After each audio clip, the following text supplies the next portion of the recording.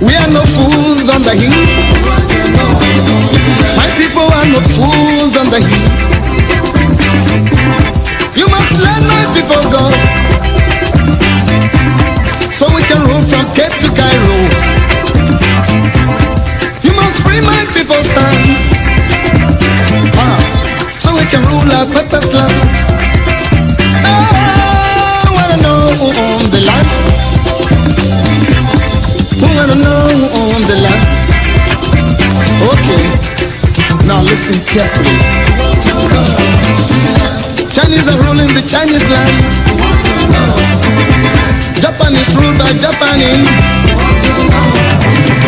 England is governed by Englishmen.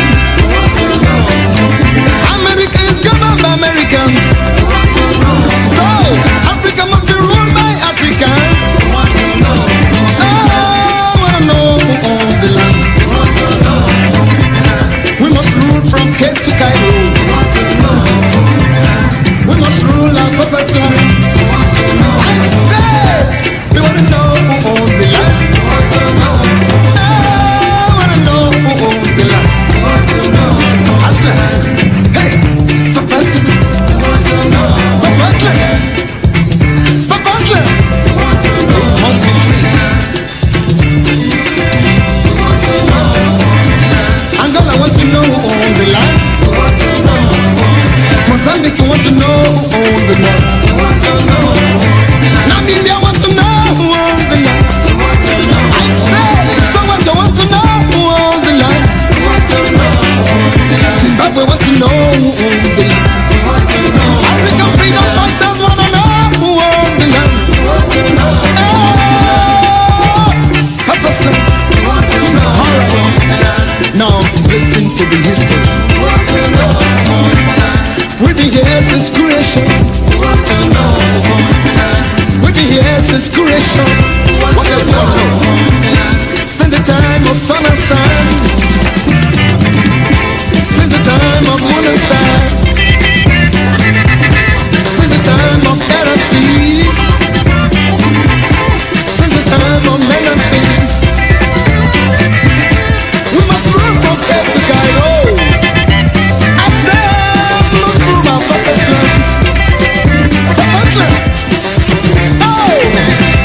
Okay, now I want to talk to my people.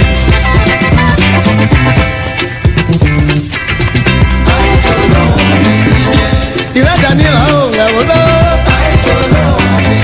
Yeah, Ira Daniela, oh, Ewolo.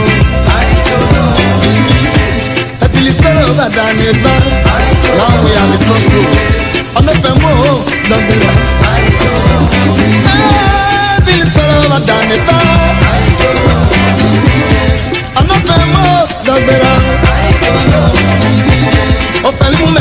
Baba, yeah, oh, Pali, we just see a record. Oh, Pali, my design, I don't get it. Oh, me,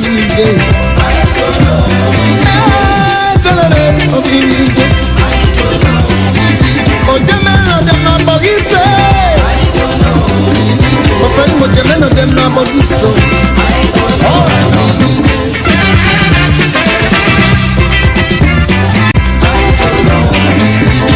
Ira Daniela, oh, Ewolo. Yeah, Ira Daniela, oh, Ewolo. Epilisoro over Daniela. Now we are the crossroad. On the Femo, Daniela. Epilisoro over Daniela. On the Femo, Daniela. Oh, Pali, me ya gbera baba. Yeah, oh, Pali, we just see a record. Oh, Pali, my design, I don't get it. Oh, me,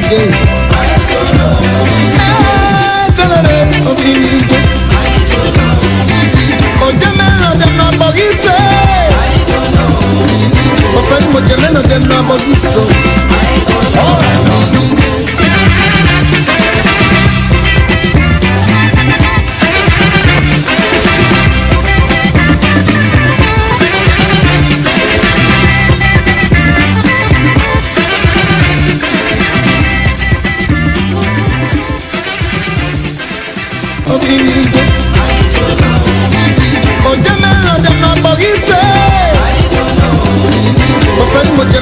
na bogiso.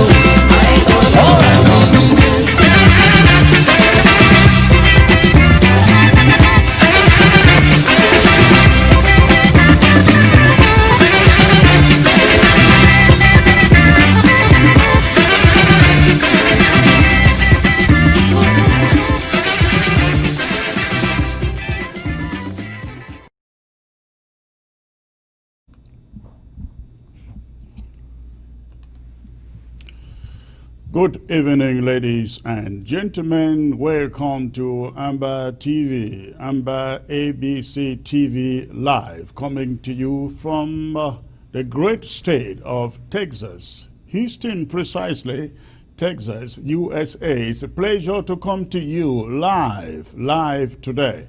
I'd like to welcome all of you joining from ground zero, precisely all of the southern zone who are holding French Cameroon, La République du Cameroon, Port-à-Son's team to ransom today, I mean since yesterday and today. Thank you so very much for those of you joining from ground one. All our refugees, may God bless you and thank you for joining the broadcast today. For all of you in the diaspora, again, it's always a pleasure to come to you with updates about this revolution today. I got so much to discuss today, and as usual, I would love you to go ahead and hit your share button.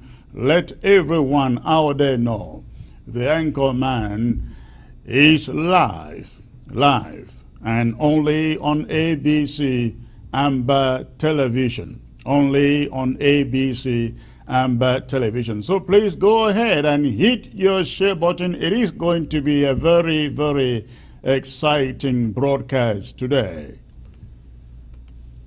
So please, again, go ahead, hit your share button, This is going to be very, very, very exciting, as I got a very, very exciting lineup, of guests for this broadcast. I shall be taking you to a number of places. Precisely, I shall be taking you to Kumba to get a report from people who are on ground zero and following up the lockdown precisely in the southern zone. I shall be having our correspondent on the ground give us a little report as to what went on today in the southern zone, Kumba, precisely.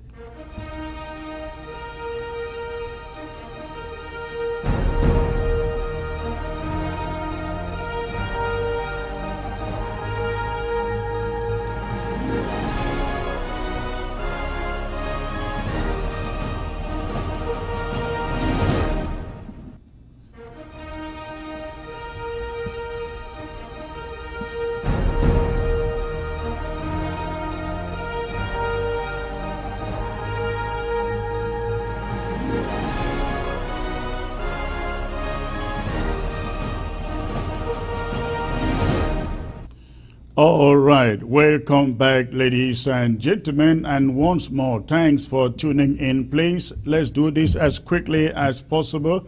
Go ahead and hit your share button. Let's get the platform populated. Let's get 700 in the next 5 minutes. 700 people in the next 5 minutes. Let's do that. Let me see. Who is joining the broadcast right now? Let me get my preview monitor running, ladies and gentlemen. All right. Okay. Let me shut down.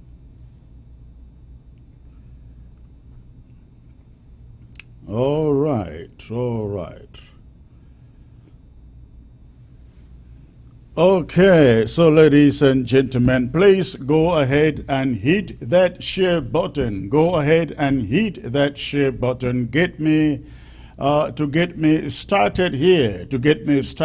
Those of you just joining, please hit the share button. I will be joined later in the broadcast by Abdul Karim. And of course, I'm also joined by the Secretary of State for self-defense or defense by the name of Bishop John Egiawan, who will be updating us and briefing us what is going on ground zero with the lockdown in the southern zone. I learned everything is looking awesome, wonderful. Kumba lockdown, Boya lockdown. I don't know about other towns and cities yet, but we're going to be I will also be talking to people on the ground as per what is going on in the southern zone with the lockdown. But before I get there, I just want to remind everybody in the southern zone, the lockdown in the southern zone, ladies and gentlemen, is not over until Friday. In other words, the only day that you go out for your regular business shopping activities is Saturday. So we have lockdown in the southern zone from Monday to Friday. So everywhere will remain shut down. Not even humanitarian vehicles are allowed to move, except these are for emergency purposes, ladies and gentlemen, except those are for emergency purposes. No humanitarian vehicles, whether they are UN, whatever form of vehicles, they are not allowed to move except for any emergency purposes. So again, the southern zone remains locked down till Friday. The reason being that Port Asong's so-called reconstruction team does not end their program till Friday. According to their itinerary, their program does not end till Friday. So please, all of you in Boya in particular, now listen to this, ladies and gentlemen. There is information circulating out there that Port Asong was uplifted or ejected by air to Kumba today out of Boya. That information is not true. Paul Tasong is still in Boya as I speak with his team. So they are trying to blindfold our restoration forces from tracking them down in Boya. Paul Tasong and his team, they are still in Boya. I'm going to be talking about that.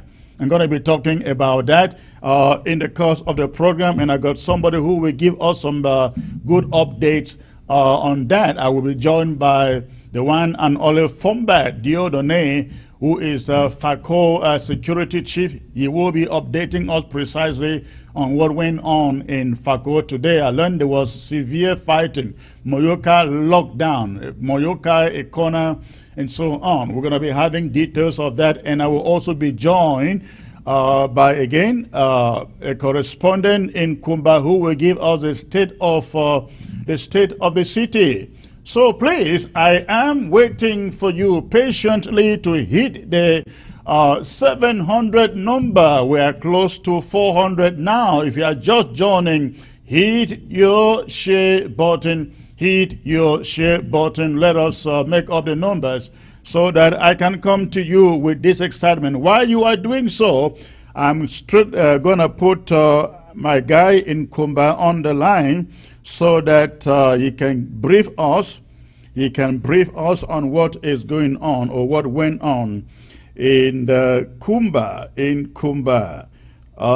today. So let me see whether he can join me right now from Kumba. Okay, so while I am doing that, ladies and gentlemen, continue to hit your share button. I see the numbers are not rising to my pace. So please, those of you joining, go ahead and hit your share button. Let's populate the platform. Go ahead, hit your share button. Let us populate this platform. Give me 700. people write their place. I will go back to my guy in Kumba. It doesn't seem like he is picking the phone. So let me try the guy in London. Okay. Let me see. Okay, I got my guy in Kumba joining me. All right, ladies and gentlemen, I am joined by Julius. in Kumba, who has been Julius, there is a lot of background noise on your phone, please. Can you get to a quiet location? Yeah, Secretary Chris, I'm trying to get you. Yes, a lot of noise coming from your gadget. Can you, I don't know what is going on, but a lot of noise in your background. Is it raining? Seriously raining. Oh, it's raining. Okay, all right. Just, all right. Stay put there. Stay put there. Let me get to you shortly. All right. So, ladies and gentlemen, again, this is our update on the situation in the southern zone, precisely in Kumba. We're trying to find out what went on. In Kumba today. What went on in Kumba today? So, hello, Julius. Tell me, the state of things in Kumba. How was locked down, shut down in Kumba today? Okay, Secretary Chris. Today happened to be Tuesday, the 30th of June. Yeah. 2020.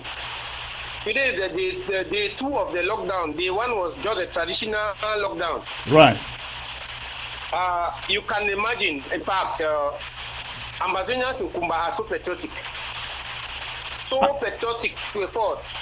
I know I think you are very, very correct, because I think Kumba in particular has respected ghost towns, Monday ghost towns to the list every week.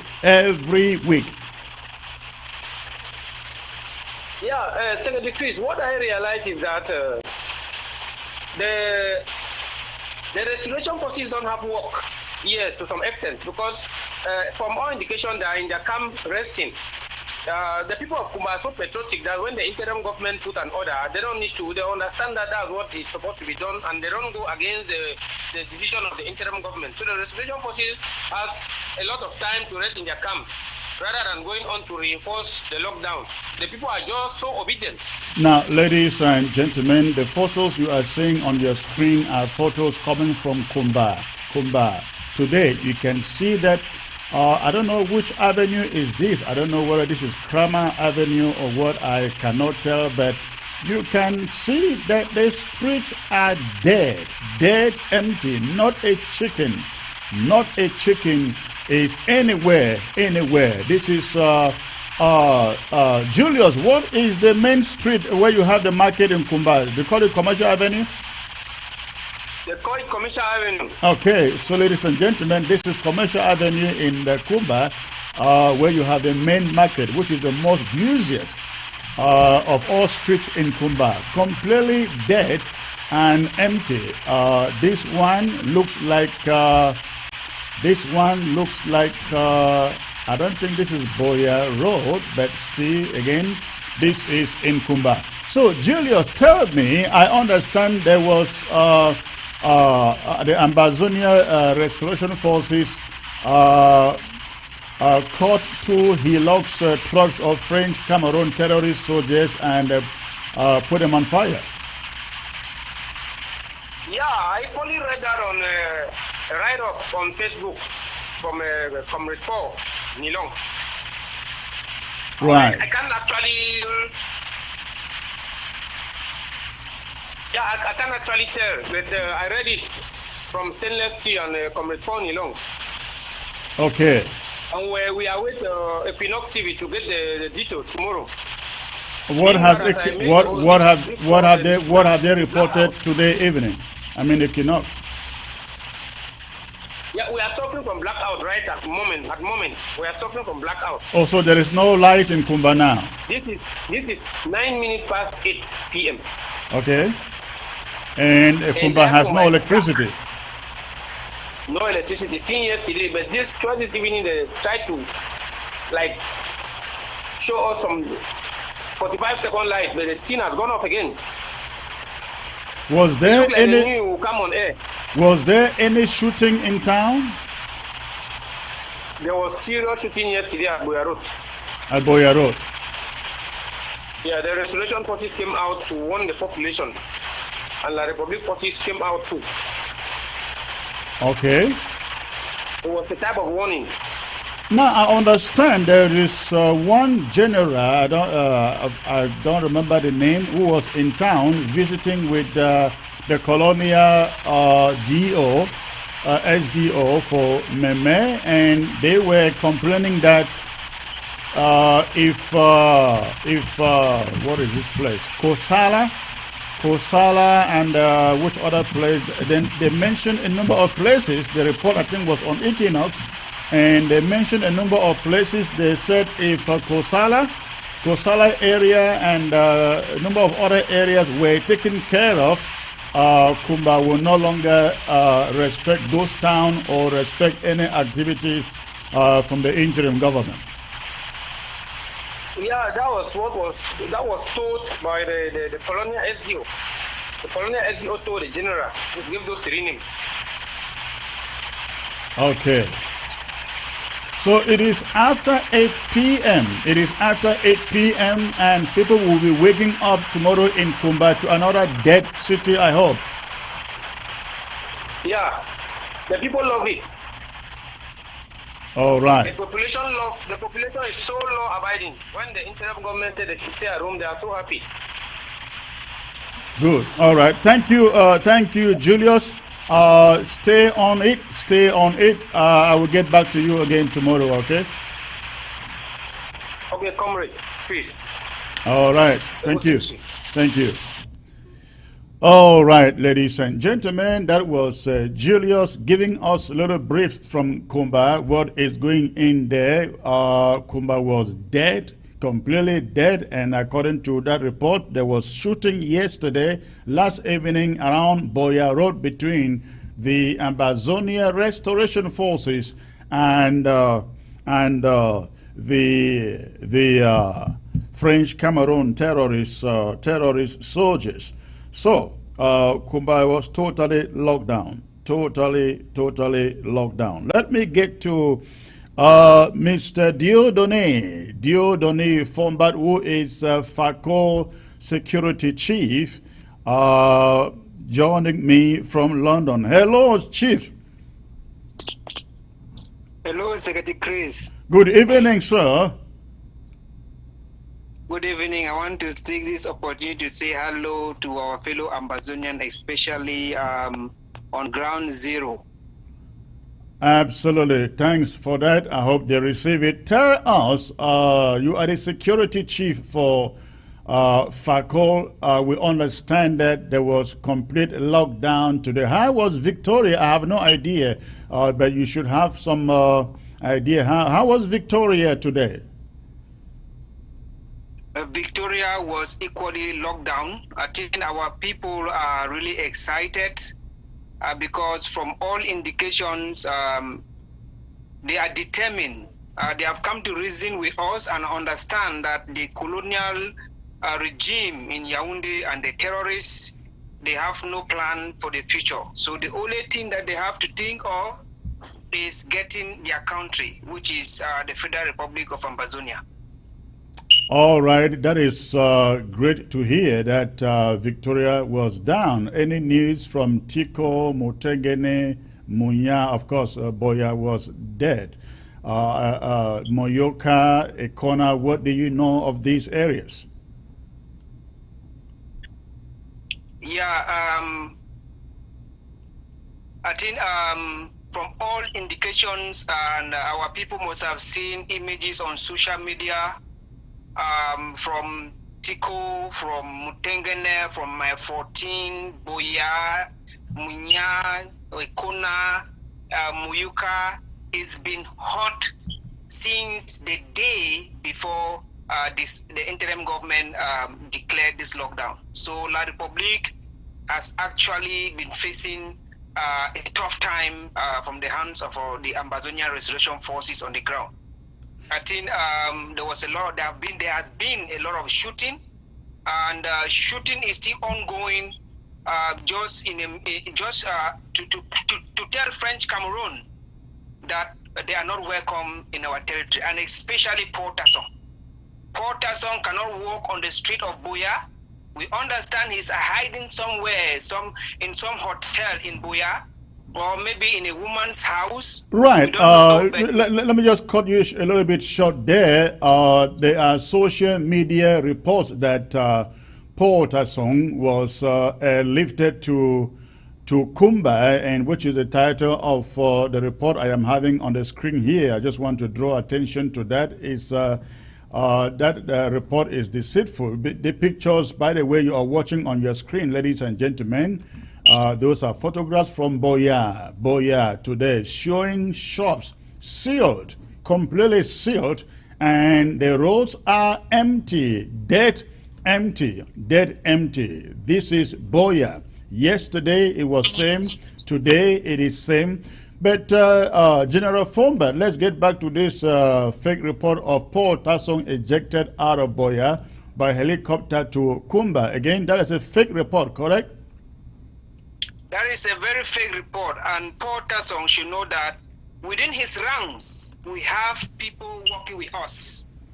Within his immediate ranks, we have people who are giving us updates on his movement. And Port Tasson, the helicopter that has been hovering over the air will join our people or our boys so that they should think that he's gone to Kumba, and they will use the advantage to make their propaganda in Buea. So one thing I want to tell Port Tasson and the people of Buea especially, they should know that we are aware, and whatever thing we have planted, if Port Tasson is a man and man enough, let him walk the streets of Buea. He will go back to Yaoundé in a body bag. If he doesn't do that, then let us understand what happens. But I want to assure Ambazonians, we have Port Tasson on target. If he is a man, I challenge Port Tasson. Walk, you have come to the southern zone or the southwest, Hajipo call it southwest region. If you are a man and you know that that territory belongs to you, walk on the streets of Buea. Walk and come down to Moliko like a free man. And then the international community will say that, okay, really, La Republique is doing. We will send Port Tasson back to Yaoundé in a body bag. Thank you very much, Secretary Chris. Well, thank you before you go, but I think that is a good bait you are putting out there for Port Tasson and his team, and I think you are on point, because how can this guy come around talking reconstruction, trying to let the international community believe there is peace and war is over, and yet they cannot even be visible. They cannot be visible. They are surrounded by the military, and they are hiding in some hotels, or as you said, in some woman's house in Buea. What message does that send to the international community, that there is peace and the war is over? Secretary Chris, you know La Republique with propaganda. You know what they are trying to do. And don't be surprised that after this lockdown, you will see the headline that CRT will put out there to deceive the international community and deceive our people who don't on the ground. Port Tasson cannot take to the streets of Buea. He is a free man. Let him challenge the Fako County. We give him this, we give Yaoundé this as a challenge. We have Port Tasson on target. He doesn't know. He doesn't know that we know that his program ends in Buea on Friday. He doesn't know. He doesn't know how we get that intelligence. But amongst his closest ranks, where he is, we have that intelligence. And they are in support, not indirectly, but directly in support of what we are doing. Right. Because they understand that this colonial regime of Yaoundé has no good intention for our people. They are out there to kill, steal, and destroy. And we will not sit here, fold our hands, and watch our people being massacred in their numbers. Because some inconsequential idiots from Yaoundé think that they can sell false propaganda and deceive the international community that all is good and all is well. We will say no. So if I may ask you, we still have Wednesday, Thursday, and Friday before this thing is over. How prepared are your guys in Fako? How prepared are your guys in Fako?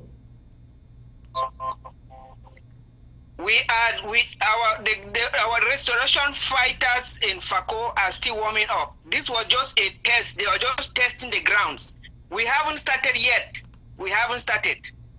So we're still warming up the grounds to see what happens. And another message that I will send, because it has come to our notice that some taxi drivers are violating, they are enabling the genocidal regime from Yaoundé to sabotage the laws that have been put in place by the interim government. They are working. We have noticed that few of them, I can count them by my fingertips. There are few of them. We don't know who is driving those few taxis. But one thing I want to call the attention of the union leader, is it the president of the Boya Taxi Union? That if we don't get those taxis now, we have all their number plates, all of them. We have their number plates. We will visit them. We, with any taxi that roams on the street, as we have declared this lockdown, we are taking note of those taxis. If we don't get them now, we will get them even on our regular days, on the normal regular days where there is no lockdown, there is no ghost town. Because those people, they have proven to us that they can go to any extent to help French Cameroon kill our people. Now, so talking that they're doing very lightly. Talking about that, I understand, I learned that there is a particular market, I don't know whether about Kwango or where in Boya, that continues to defy, that even today, that market was timidly going on. I hope you people are aware of this, or if not, to investigate it and stop it. Chris, we will investigate. I am just getting this from you. We have been busy checking what is happening with the boys. You know, when there's a lockdown, first of all, we have to make sure that our boys are doing what they are supposed to do. We are also helping to advise them on the way forward and strategies on how to come out without any injured.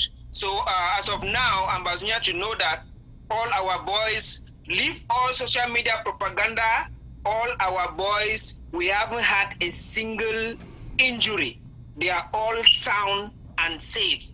Now it's guerrilla war. When they leave, nobody knows. When they enter, nobody knows. It is hit to the target. That is why La République, Paul Tasson cannot move. That is why Paul Tasson cannot move on the road to Kumba. That is why Paul Tasson cannot leave the house where he is hiding his head. All right, I will get back to you with that piece of information so you guys can look into it and see what you can do. Thanks for joining me. Thank you very much, Secretary Chris. All right, thank you. Ladies and gentlemen, you heard it. It is going on really good in the southern zone after the northern zone had their turn. Last week, this week was a turn of the southern zone, and things appear to be going really good. Victoria shut down all the way to Boya, Moya, Ekona, Moyoka, Kumba, you name the rest. I won't even go to other places which I know have already been shut down for a while. Right now, I'm joined by Bishop John Egeawan, who is the Secretary for Defense at the interim government. Secretary John, sir, it's a privilege to have you here. Thanks for joining the broadcast again. Thank you, Secretary Chris. So thank you for welcoming me into ABC and television, and to the Amazonian people, wonderful people on Ground Zero, who are standing their ground against this colonial regime. Bishop John, your audio seems not to be really good. I don't know what is happening in the background there, but let's try again and see. So let me know. This lockdown in the southern zone, unlike in the northern zone, is a little longer, owing to the fact that Paul Tassong's program, I understand, extends up to Friday. How was preparedness in all of the southern zone, sir? Secretary Chris, you know, when I came last time on your television or ABC television, I let the Amazonian people know that silence is not inaction. The restoration forces have been preparing, you know, with the type of war we are fighting and with our enemy, these genocidal soldiers of La Republique du Cameroon. They have all the money, they have all the equipment and everything, and they brought this war to us. And we were not prepared for war. But as time goes on, we have been learning, we are changing very rapidly. And our people have been planning, and we have our strategies, and we are developing more strategies to counter it. Preparing Secretary Chris to fight the war for many years. If Larry decides not to do what is humanly right or what is right in the face of the international community and to the Amazonian people, we are prepared for ourselves to fight this war until thy kingdom come. So our boys are ready. The Amazonian restoration forces, they have been ready. Despite all the challenges, we see that La Republique has not been able to defeat us with money. They have not been able to defeat us militarily. Not in a strategy by using enablers, people they are bought with money. You know, money is very powerful and can deceive many people, Secretary Chris. A lot of people, they don't care souls and they don't care about other people. So they are using these foolish people to give them money, and they take this money to be so even some people in the ranks of the restoration force. And so we know this, and we are fighting that also. We have our intelligence all in place, and we are dealing with all that. So yes, Secretary Chris, we are ready, and we are always ready. And we are already ready. We are ready for the war that is going to be formed. Thank you. Oh, wonderful. I think what we are seeing in the southern zone kind of renews a lot of enthusiasm, because people were concerned that not much was happening there, but with what we have seen in Victoria, in Boya, in Kumba, in Ekona, in Moyoka, all over the place. I think this is kind of some renewed optimism in Amazonians, especially going into Sunday with the Indian war drive. Do you see this? Do you see this continuing, building up to something even stronger? Now, let me add that there is no doubt the southern zone has done a fabulous job, in this struggle. I mean, when this war started, it was the southern zone that first took up arms to defend itself, and they did so for about 6 months before things took off in the northern zone. And when people are beginning to get jittery and say, oh, we're not seeing any action, and so on and so forth, I think the southern zone, our boys down there are proving that they are up to the task. Am I wrong? You are not wrong, Secretary Chris. You are not wrong. You know, there was a period where southern zone was very quiet on TV here, and I told the people that silent doesn't mean that you don't have action. Where are you going? You know, war you have to plan, you have to strategize, and there are some silent things that you do that is relations that you see on the ground. So we have been preparing and we are still preparing because we understand the challenges that we have in the south. People don't understand that the southern zone is not really a good ground for guerrilla fighting. And we have to act a strategy unique only to Amazonia itself to be able to fight the type of war that we have. So I am cautioning the Amazonian people that please, when you don't see anywhere like Victoria, don't continue to support the restoration forces. Know that we are planning something. I just want to let our people know that this war, there's outcome, Secretary Chris, the outcome to this war. And look, I want to emphasize this, Secretary Chris. There is one outcome to this war, and the outcome is victory for Amazonia and independence. So the people who are getting very impatient, the people who are getting afraid, and they are selling their souls to like thinking that we are going to lose. I am trying to advise them that look, the devil that they had, they should not allow the public to manipulate them with deception. They should not allow all those enablers be purchased with money to deceive them. We have only one outcome to this war. It is victory for Amazonia. I don't want the wrong side to be on the wrong side of this war. Turn around, come back to your people. Don't give in to the pressure of the public. Do not say because at the end you will be the weak. You will be the one to regret. You will become a coward. You will become poor because you have abandoned your people and sell your soul public. At the end, the republic is going to lose. And what will you do? So I am advising you that do not get impatient. Stand with your people, people of Amazonia. Stand with the restoration forces. Don't give in to those thieves. Those fake who are going around and terrorizing you. No, they are not winning. We have Amazonian restoration forces are in charge, and we win this war. Son or great win this war. All right, Bishop John, the quality of your sound is just so bad, very, very bad. I don't know what happened today with the connection at your end. I will let you go. We will come back to this in the course of the week as the lockdown goes on. But I want you to give a short and precise message to all the fighters in the southern zone for the last 2 days or 3 days of this lockdown. What would you say to them? 50 seconds, please. I want the restoration fighters that they should remain resolute. We want to thank them, or we congratulate their bravery, we congratulate their efforts, and we are standing with them. They should keep up with it. We are aware, as Comrade Kumba has done, we have taken note of all those taxi drivers who are going out and working for La Republic. We have taken care of them. We deal with them, even not on lockdown.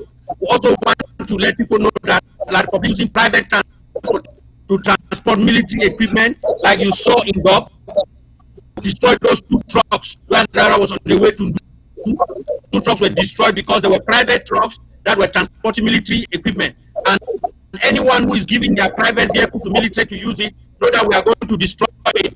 We know La Republic is using every trick to do that, but we are on them. So I just stay focused, restoration forces, don't get distracted, and all our enablers, we have them. Thank you. All right, thank you, Bishop John. Thank you, Bishop John. I will quickly take this caller. I think he got some vital information for us here. Hello, sir. Hello. Hello. Hello.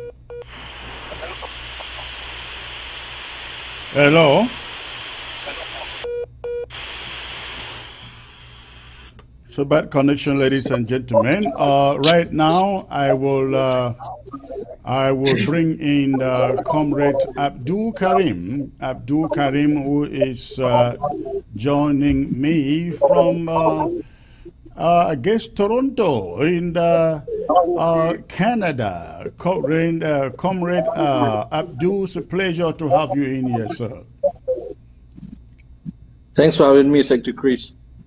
Oh, I like your sound there. Perfect, beautiful there. I don't know what happened to Bishop John sound today. You look so young and looking handsome out there. I think you are doing really good. Well, before we move to other issues, I don't know, you have been listening to our conversation from Ground Zero, from the security guy in London, from Bishop John. You have anything to say about what is going on in the southern zone, the lockdown in the southern zone? All right, let me begin by praising God, and I ask Him to send His blessings and peace upon His prophets, messengers, to southern Cameroonians who are suffering, who have been massacred by the day. We ask God to send His mercy and cure the world of this pandemic. And my regards to you too, Secretary Chris. I'm sorry I'll be disappointing you with low energy because I'm not feeling very well. And I was able to shave after 3 months. We're being careful not to visit barbing salons because of the COVID. But I had to shave at this time, so you can say that I look young. Regarding lockdown, and basically we need to ask why our territory has been locked down. I followed the program last week with Comrade Bo and Bafru, and I almost cried because what this Paul Tarsong and other enablers have been doing since the escalation of this problem, especially at this critical juncture, is nothing short of, besides being a hoax, a scam, is nothing short of what we can term an international political publicity stunt. A case where there is a planned event organized to deceive the people or to get their attention. This is what it is. Real change, in my opinion, if you want to change something, it lies between what you know and what you do. The likes of this Paul Tarsong and all of these enablers, because to me, next to Satan is an enabler in our context. Next to Satan is an enabler. What do they know and what do they want to do? Do they not see, is it not clear to them that Southern Cameroonians, the people of Southern Cameroons, have taken a very strict position since 4 years ago? Can they not see that Southern Cameroonians are being killed and locked up in foreign jails? Can they not see that the people have rejected and vomited everything that concerns La République du Cameroon? Can they not see that they cannot even move freely in that territory? If that is what they know, then what is it they are doing? The question now is being begged. What are you doing? What do you want to reconstruct? How, when, and where? What do you want to reconstruct? La République du Cameroon has built nothing in southern Cameroon, and they have only taken everything. When they made us in 1961, we brought everything a country needs. We actually have made them become a recognized country in the world economically because we provide more than 60% of the GDP of those two countries. Our education was at the limelight when Cameroon, in quotes, was being regarded as the most literate country in Africa. All of this have been destroyed, and it went to a case where they start killing us and our parents like dogs and pigs. What do you want to reconstruct? Is this not an insult to yourself? There is nothing to reconstruct. Like I said, real change lies between what you know and what you do. Perhaps these people don't know some of these things I mentioned, and if they don't know, we are inviting them to sit before our primary school students or pupils to teach them what has happened to their parents in the past years, in the past 3 years. But I think they do. I want to thank Southern Cameroonians, I want to thank the people of Southern Cameroons for their resilience. What they do can only give me energy without subtracting an iota of it. What they do only makes me repeat a statement in my heart, which says that it's either you give me total liberty or you give me death. When people back home stay this resolute, this is what I understand. And I want to thank all other Southern Cameroonians, comrades who are involved in ensuring that sanity of the blood of our people is respected. There to ensure that the blood of patriots, which is already sinking in the soils, will not go in vain. This is what we must do to those who have died, those who paid the ultimate price. We have to go to the finish line. We've burnt the bridge, that is true. We've actually crossed the Rubicon of certain debates. This is why we talk nothing about federation with these so-called federalists. We've gone past that, but we must win the war. We are winning many battles. We have to win the war. Our war, again, our war is not that of killing anybody or destroying anything. Our war is that of liberation. We are in a liberation struggle. This is why we don't have any standing army. We don't have any armed groups per se. We have civilians who could not bear the murder, the massacre, the cold blood killing of their parents, their children, their daughters and sisters. Then they decided to pick up machetes to arms to defend themselves. You cannot name such people armed groups or an army. We don't have that.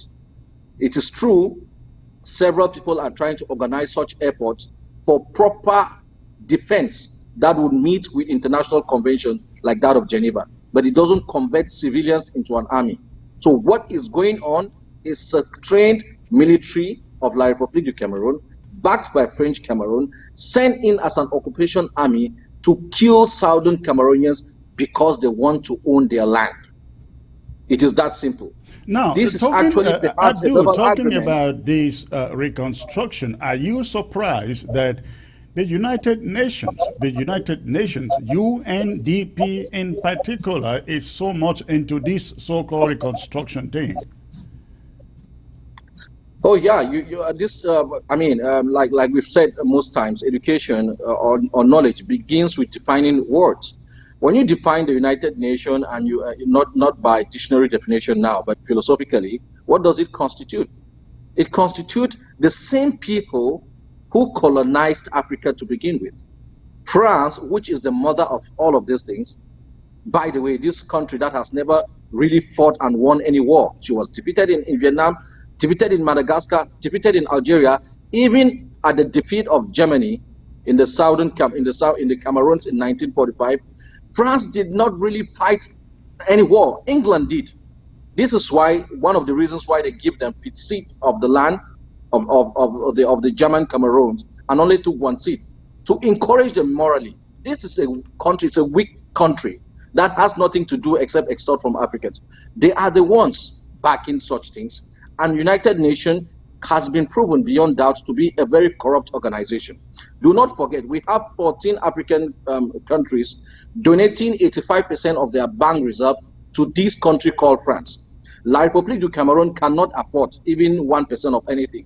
France relies on the extortion of Southern Cameroons tied to Cameroon to make such money. Altogether, annually, they make $500 billion out of these African countries, and we are sure to say that what comes from the Cameroons comes by and large from Cameroon. So do not be surprised that United Nations Security Council United Nations would always come to back such fake processes. Like I said, it's an international publicity stunt. They want to show the rest of the international community that everything is fine.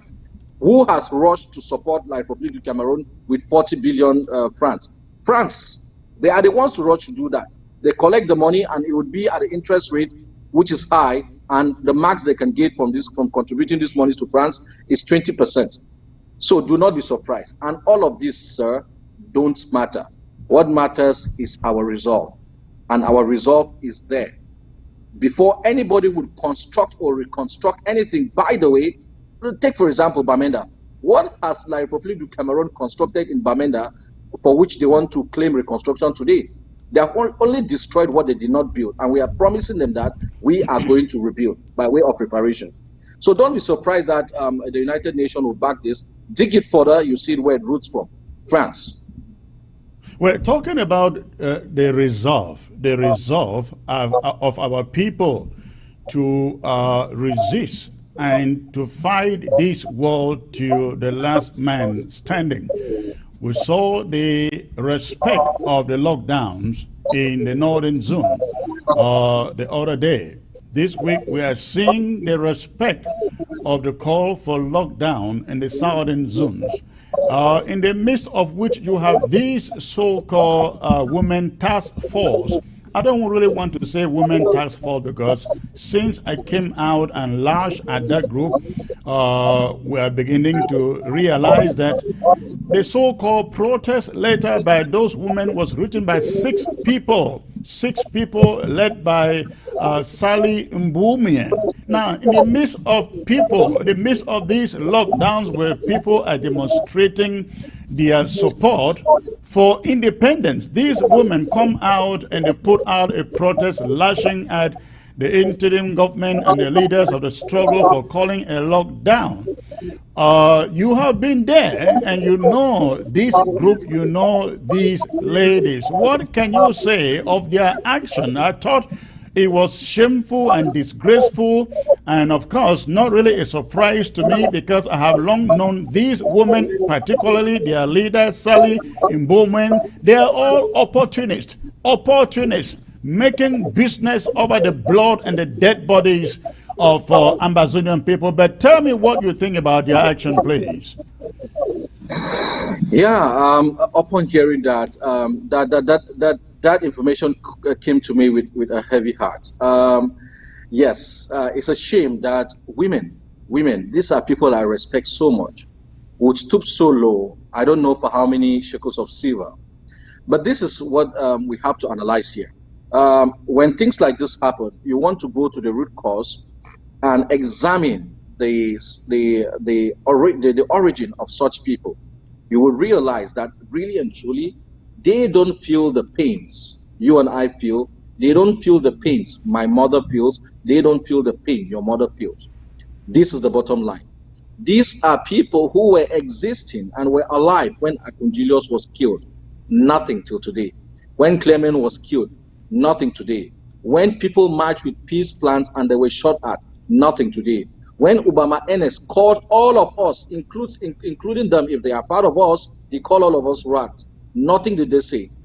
Okala Bilai called all of us dogs. Nothing did they say. Their own fellow women were crawled in the mud along the street leading to my alma mater, Cameroon Protestant College. Nothing, they didn't come to protest. Daughters were raped in the Boyer University. Nothing did they see. Pepper spray water was sprayed in hostels alongside Bambui and Bambili. They didn't come out to march. 22nd of September, 1st of October 2017, the mass killings, they didn't come out. Discovery of mass graves, no protest. When did they start? When the international community started getting attention. What are they doing now? They are doing what we call peace business. My advice is this. There are some of these women who are only blind. There are some of these women who are being fooled by a few. Do not let the blood of our children haunt you. This is a shame. I mean, if these women will want to do anything tangible, they cannot be doing so against the people of Southern Cameroon. You would see all of these games will be trying to play neutrality, but neutrality in the face of injustice is injustice. Absolutely. Once you are neutral, when people are being killed and you choose when to come up because lockdown has been called, I mean, I would like to see the people of Southern Cameroon by themselves march on the street and say that we don't want lockdown. This is a liberation struggle, not for Secretary Chris, not for me here, not for many of us, but for posterity. And because of your purse or your wallet or some house that you want to build for your children, you think 8 million people will be sacrificed. It's a shame. It's a shame. I really have difficulties when subjects come like this regarding women. These are people I don't like talking about a lot. But what women must think about all of these things. You have not marched for Southern Cameroons. You only march when the victim cries. You are helping genocide by talking against the victim. You victimize the victim some more. I wonder if you take some step back and think about what you're doing. This is all I can say. Our mothers of Southern Cameroons are protective of us. We wonder where such attitudes come from today. Perhaps they are not from Southern Cameroons. Who knows? Okay. Let's move to a different subject. As you find on your screen, La République du Cameroon dual nationality law. There has been so much said about that law that French Cameroon is trying to put out there. For years, citizens of that country demanded for dual citizenship status. In Europe, in the USA, they argued for that. They did nothing. Now, suddenly, when Ambazonians declared their independence, their sovereignty, French Cameroon is about rushing to declare dual nationality. Now, there is a law that is not known, that is not clear about what the intentions are. But I would like to ask you, what do you see? What is all this about from your own perspective? What do you think that dual nationality law is all about? What are they trying to achieve here? Again, publicity stunt. They want to prove democracy. But do not forget, that law has been imposed only on Southern Cameroonians. We know that they do have dual nationality. Their footballers do have. Samuel Eto'o is a Spanish. Their president, I think, he has three triple nationality. Many of them, their ministers, they do have. It has only been imposed on us, so much such that even our brothers and sisters who run out here for greener pasture, to come back to that country, they need to procure visa. All of this is publicity stunt. They want to prove that they are democratic, they have things under control. Do not, I'm telling you, La République does not have the capacity to think. This is all done by France. This pressure is just enormous on them, and they are looking for ways to get some international attention in the positive. But that doesn't really matter. They can have quadruple nationality. It is not really Southern Cameroon's business anymore. Does that law really mean anything to the Ambazonian struggle? Because I know there are many out there who are wondering how is this going to affect us, and I've listened to some audios put out there asking for Ambazonians leaders to do something, get to the lawyer. Does it really mean anything to us? Because this is the way I look at it. If we have declared our sovereignty, how does that even concern us? Yeah, I agree with you. I don't know from whence these opinions come, but I'll say that in my opinion, saying that policies in La République du Cameroon concern you, it means that you do not agree with the fact that our independence the launch for the restoration was done so in 2017. It means you don't agree. It means that you will say that the elections which they have not succeeded in doing on our land matters to you. To me, it doesn't concern us. Not at all. It doesn't concern me in particular, whatever they do there. Look, they are going to give us liberation or death. Our policies, we have an interim constitution, which is working for us right now. After then, we are going to have constitution, which of course, dual nationality is going to be discussed. I know that Southern Cameroon would definitely consider dual nationality. Perhaps La République du Cameroon citizens are already seeing that, okay, these guys are going, and we may want to belong. Therefore, why not give a constitution that will allow for us to seek dual nationality in Southern Cameroon? Who knows? But yeah, I think that not until then, of course, when we formally celebrate or celebrate our independence in Boya, and we sit down to draft our constitution, that's the only time we even think about dual nationality or dual citizenship. And so until now, we should assume that La République du Cameroon is making this law for her citizens, not for any Ambazonians. Because I have heard the argument out there that what if it means in the time this thing should end up in a referendum? Doesn't that mean that French Cameroon citizens in our territory become citizens of Ambazonia and have the right to go out and vote? This is the argument that you hear out there. I say absolutely no. I don't know what you think.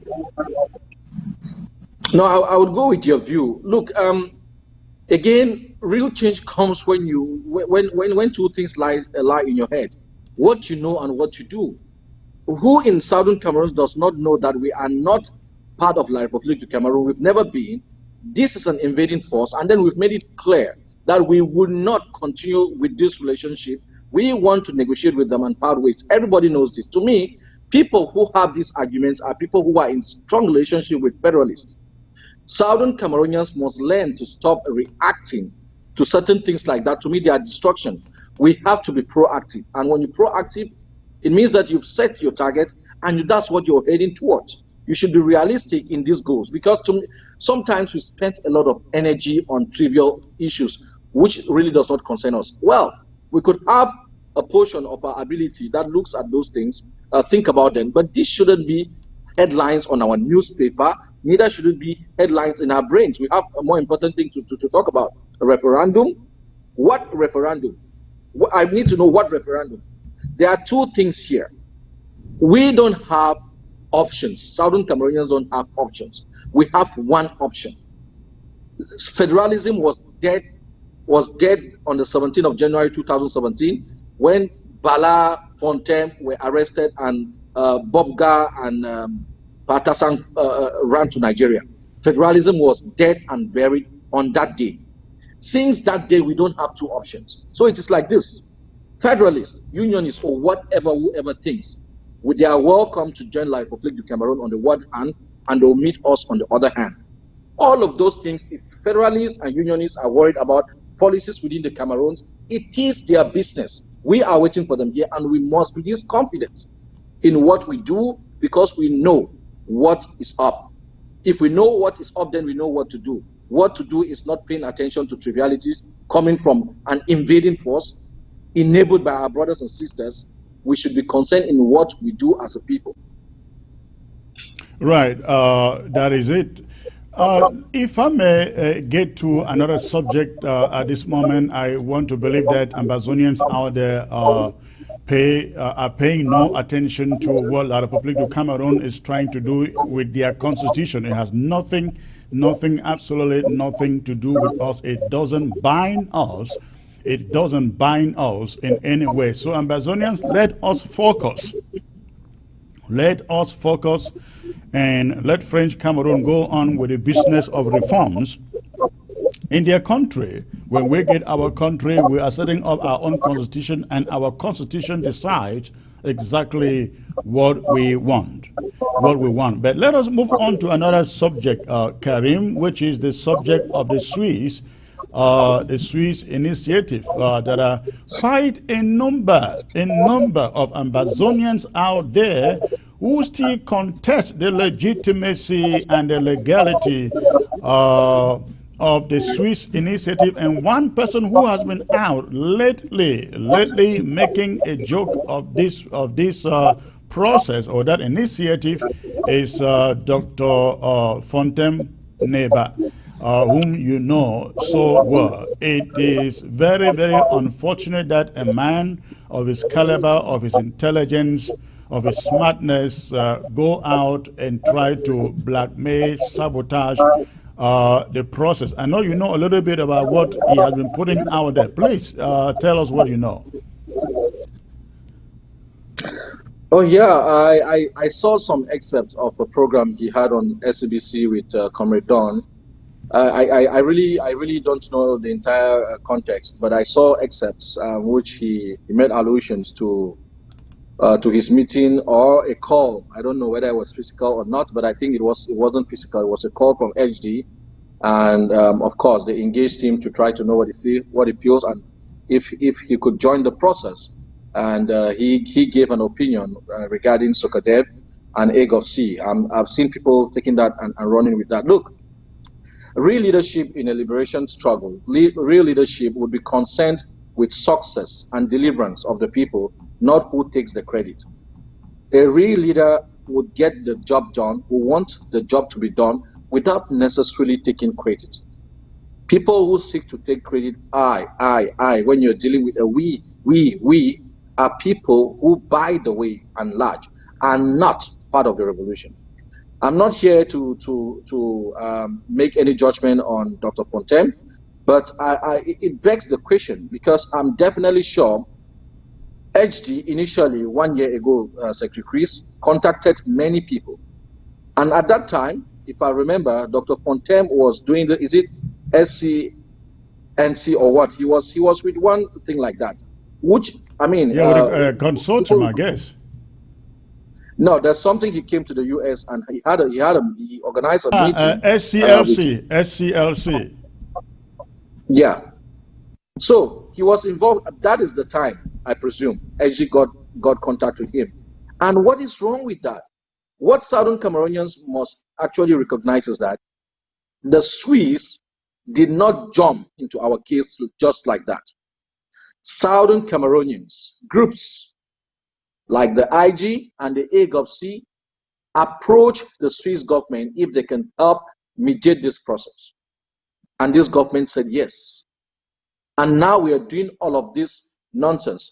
My advice to my elder brother, people like Dr. Fontem, is that to me, there is no point turning off the candle, the light of another person's candle. It doesn't make your own brighter. It doesn't. Because you shut down my candle, it doesn't mean yours will be brighter. This issue with Switzerland and HD, one always come out to seem as though he's defending Switzerland and HD, which is not the case. The big question has been, what else is there if not this? And if there is something else, please bring it up. Let's embrace it. Our comrades who are running away from this only peace process now are doing so at the detriment of their names and at the blood of their people, because they would have to come in at one juncture. They will have to come in at one juncture. And I just want to tell Southern Cameroonians that please be braced and count your blessings, name them one after the other. Be happy, because the Swiss process is progressive. ACT has not slept on you or the process. It is progressive, it is growing, and before you know it, inshallah, God willing, Southern Cameroons would be meeting La République du Cameroon on the first face-to-face. That is coming. Our comrades who criticize this process are only doing so from the hindsight without any knowledge. The Quran says, Illa dhibazan, only from conjecture. We are done trying to behave as though we are convincing Southern Cameroonians to recognize that our problem is going to be solved on the table, not anywhere else. If we were a team and working as a team, and I keep praying to God for that day to come, which country can really play us for a fool? But listen to me, we are not going to fold our hands and get our people slaughtered because somebody thinks that things must be done by their way. Things must be done how they wish and when they wish. We will not do that. ACT constitutes by and large more than 80% of Southern Cameroonian constituencies and endorsement. We are going to go on with that. Whether anybody likes it or not, we cannot have the international community back out on us thinking that we don't want peace. We want justice. And to get to peace, we want to go through a process of justice. Which other process would be that would bring justice except that of a roundtable talk with your adversary? Yes. And I've heard this noise without an alternative. So please let me finish this. The bad thing with criticism, the bad things with attacks, is that you attack one thing without providing an alternative. Yes, and I was going to say that, hold on, and I was going to say that I listened to an audio coming from a town hall Zoom meeting from some of these guys, including Dr. Fontem, basically making a statement that they will join, they will try to not just join, I should use the word infiltrate, because if you are infiltrating to sabotage, you are not necessarily joining, you are infiltrating. So I listened to the audio from the town hall meeting saying they will infiltrate the membership, the team, Team ARC, in order to sabotage the Swiss initiative. And Dr. Fontem was in that meeting.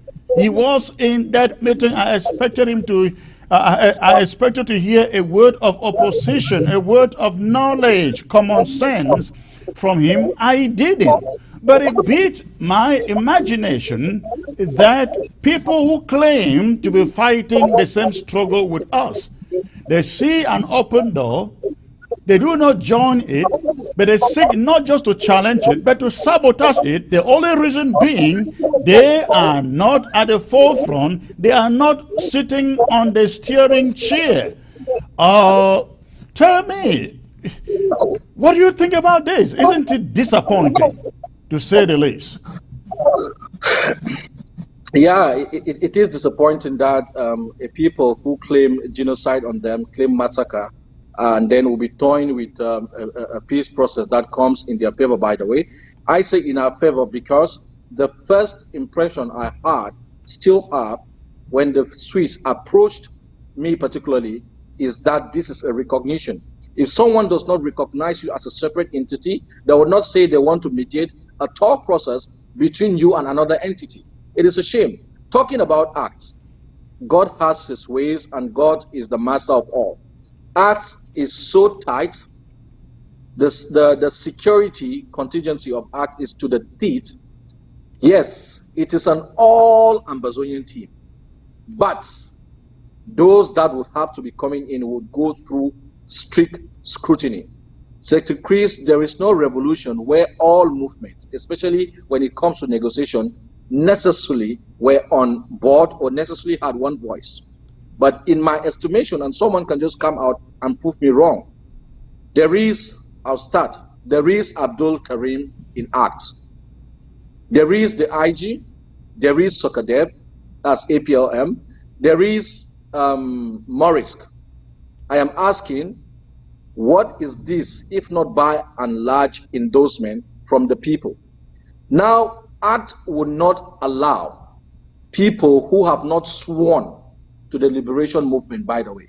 Some of these people's name, which you mentioned, we are sure that they are yet not even clear what they want. Should they have opportunities to twist things, we would see it coming right away. So this is my take, that again is another negative publicity stunt. They want to distract the people. The people have blessed ACT, and ACT, in my opinion, is carrying that blessing.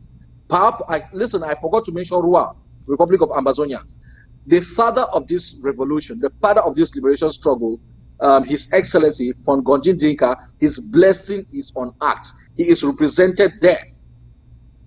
Our parents are there well represented. We hope that our brothers, who will still not recognize reality, talking about representation and endorsement of ACT to show how much of Ambazonia it represents, all our veterans. I mean, I would say all of our veterans. Talking about Christopher Atang is seated in there. Yeah.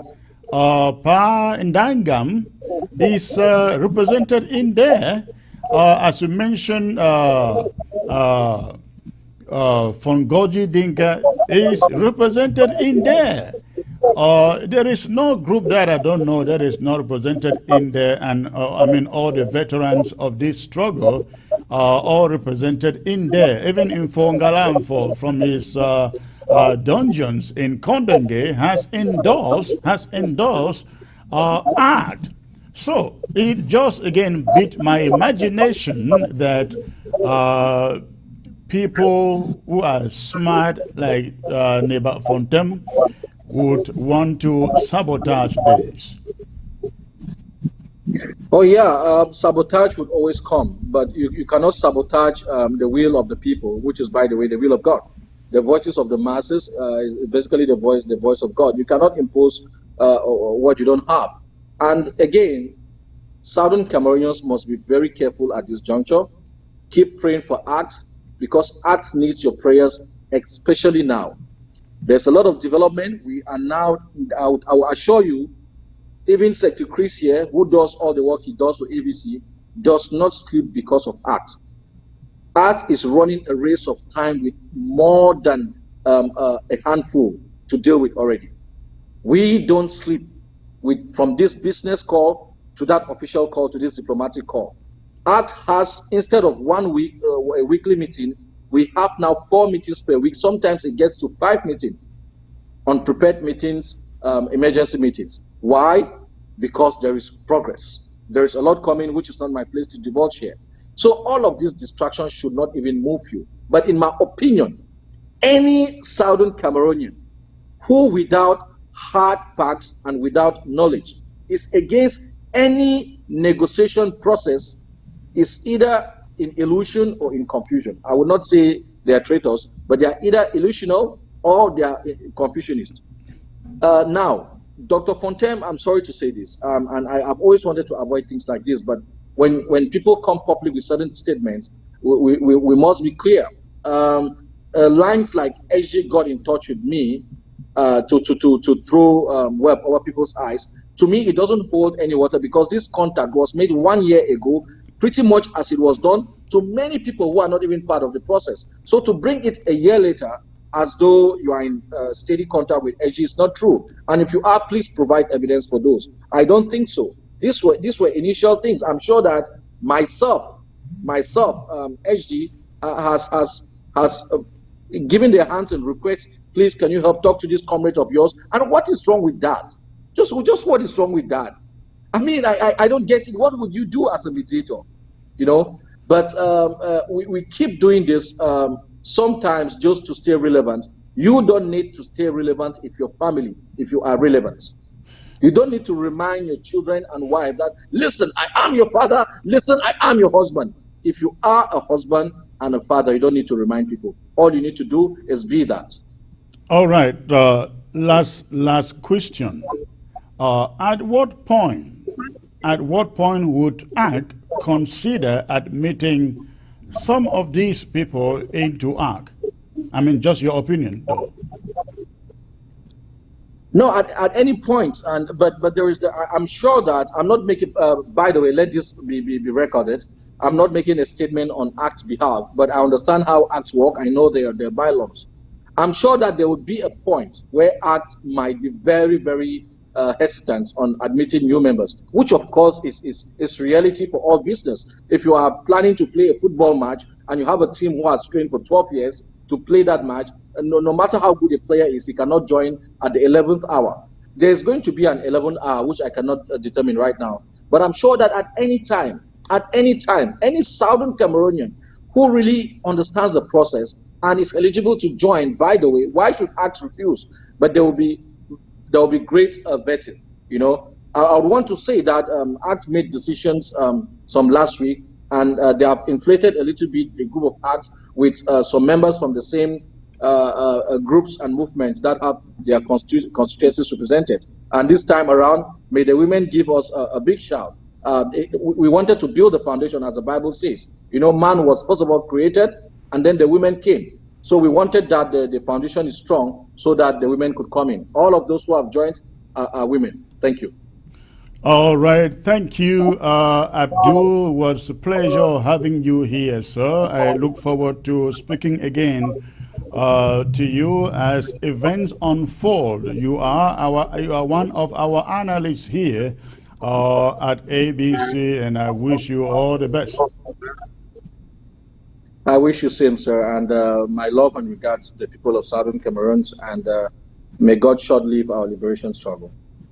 Thank you, sir. God bless. Ladies and gentlemen, that was the one and only Abdul Karim, the one and only Abdul Karim. As you find the subject on your screen, I like to bring a statement which I am directing to the UNDP representative and office, of course, in colonial capital in Yaoundé. We at the interim government have learned of a recent meeting that took place in Boya a few days ago, organized by the UNDP representative in Yaoundé on the occasion of the so-called reconstruction trip made to the northern zone and the southern zone by French Cameroon colonial minister Paul Tasso.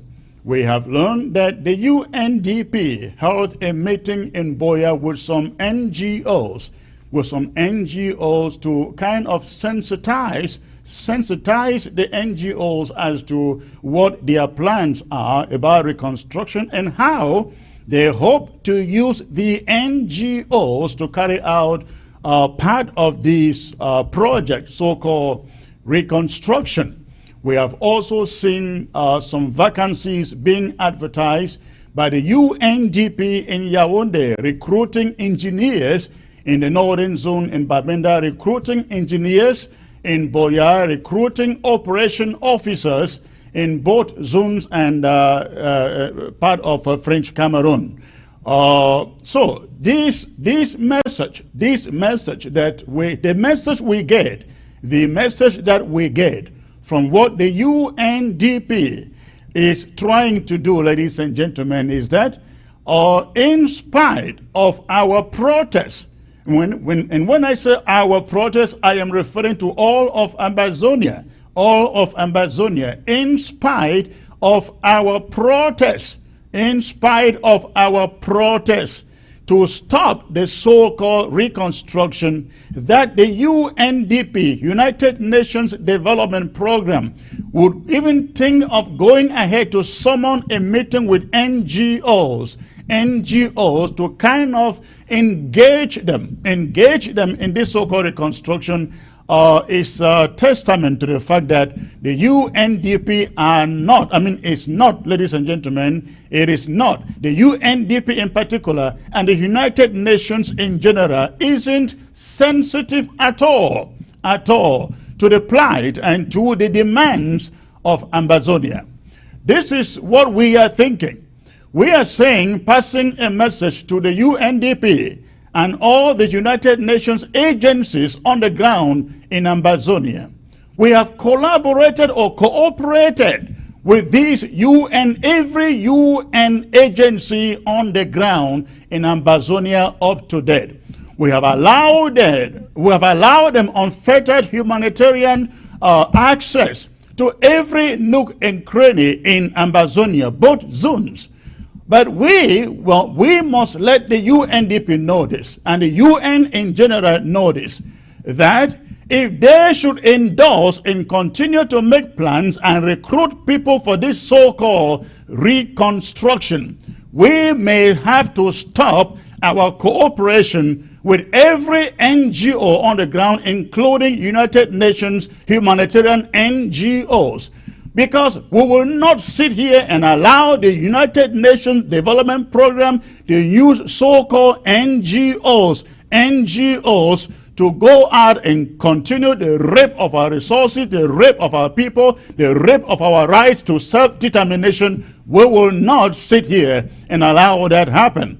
And so we are passing this message to the UNDP authorities in Yaoundé that if you will continue in this so-called reconstruction in the midst of killings, in the midst of massacre, in the midst of genocide, sir, we may have to sever every form of cooperation that we have had in the past with every UN agency on the ground.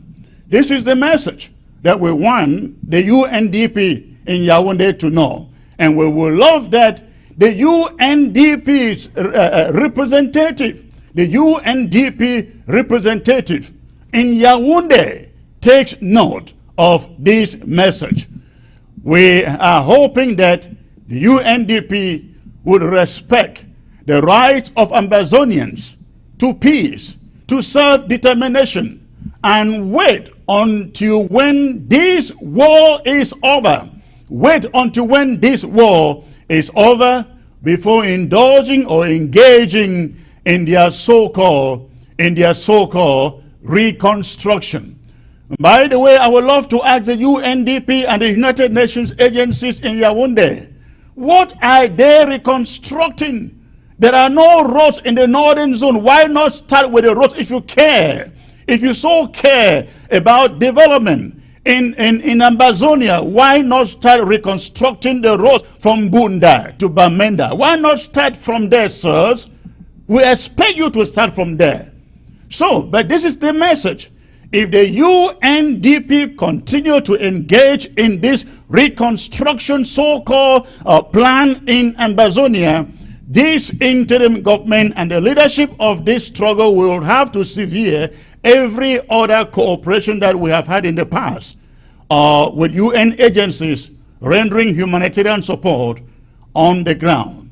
I hope the message gets across, and those that matter take note of that of the message. Now, ladies and gentlemen, I also like to come to you with this message coming from Kondenge, Kondenge Maximum Security Prison. Now, I'd like you to stay put and please listen to this message coming from Kondenge. Yes, we are reporting live from Kondenge Central Prison. And we have decided because the government is claiming to campaign for schools reopening. While all of us parents, children, we are in jail. We are suffering for the cause. We are not criminals. We need to be free. Let everybody share this video and let the world know that we are living under difficult conditions in prison. But yet, the Cameroon government is doing nothing to help us. You people should share this video to the whole world. Share this video to the whole world.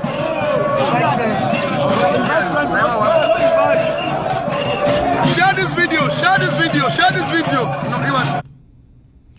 All right, ladies and gentlemen, the footage you saw there came from Kondenge, maximum security prison, where you have thousands of Amazonian children, youth, languishing in that detention center. The message that these young guys are passing out is they do not want any school resumption. They do not want any school resumption in Amazonia. The reason being, they themselves are students. And thousands of them are in those jails, in Yaoundé, in Douala, in Boya, in Bamenda. They should be in school also. If schools should resume, what is going to happen to their own education? That is a protest they are carrying out there, and they are also protesting the conditions under which they live. The conditions under which they live in Kondenge prison. And talking about the conditions in Kondenge prison, we have also learned of this single mother who was picked up in Victoria in 2017. Nobody knew about it. Now, this is her face. This is the face of the lady. This lady, Jermaine Zenzo, was picked up in Victoria since 2017. Nobody knew about her until recently she sneaked out a letter from Kondenge. So now, she is weeping and lamenting in Kondenge, asking for help, begging for attention, begging for a release. Ladies and gentlemen, I want to bring to you the letter that this lady sent in from Kondenge. It is pathetic. Reading, I almost wept reading through the letter penned from behind prison in Kondenge from this lady, narrating how she was picked up, abducted by French Cameroon terrorist soldiers in Victoria and taken to Yaoundé. Now, she wrote, this is what she wrote. I was arrested in Victoria on the 21st of September 2017. On this day, more than 20 armed men came to my job site at about 6:30 p.m. 6:30 p.m. They intimidated me with their guns, slapped me, took my hand back containing my purse, my phones, and money. They took all the data processing accessories at my job site, handcuffed me, and whisked me off to the police station at Bota, where they asked me to identify some boys I didn't know. From there, I was driven to my house in the same condition, where my house was ransacked by the same men who took along money amounting to 492,000 francs in cash. In cash. They took away cash amounting to 492,000 francs in cash, ladies and gentlemen. And my funds, with a sum of 452,000 francs in my mobile money accounts.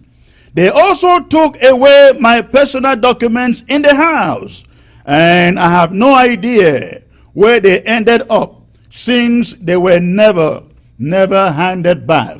Those documents and the cash, she says, they were never ever handed back to her.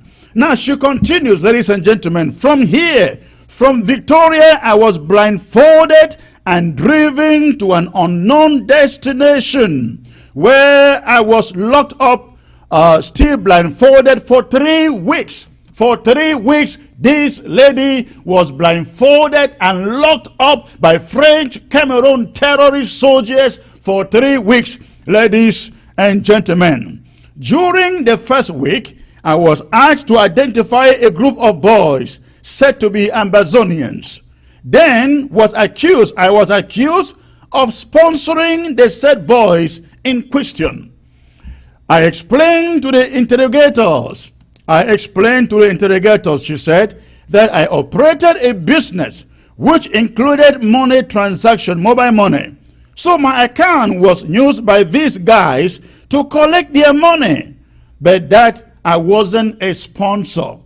But that she wasn't a sponsor. She continued, after serious torture to enable me denounce these guys, to enable me to denounce the guys I did not know, I was transferred to the judicial police station, where I was kept for 2 months behind closed doors and fed like a dog. I was later transferred to the Kondenge Central Prison on the 1st of December 2017. 1st of December 2017, ladies and gentlemen. Ladies and gentlemen, that was that long ago. She was transferred to Kondenge, 1st of September 2017, where she has been till today. Where she has been. This lady you find on your screen, where she has been up to today. Communication with the outside world from prison is awfully difficult for me since my detention. I have prayed and hoped that the mystery of the false accusations which led to my arrest be solved. I have hoped to reacquire my dignity, so I resume my normal life. Yet, no change so far. I am a single mother to a 10-year-old boy. My family is very poor, with no one to assist them financially or otherwise. So, I have been unable to see any of them. I have been unable to see to my release. The family has been unable to see to her release. Though, I must admit, they have tried everything possible for it. My mother had to borrow almost 2 million francs. 2 million francs, ladies and gentlemen. The mother had to borrow 2 million francs CFA to secure her release, which was futile. In other words, which failed. It didn't work. She was not released. And the money was never returned. The 2 million CFA francs was never returned, whoever took it. Now I am counting on everyone. This is her appeal now.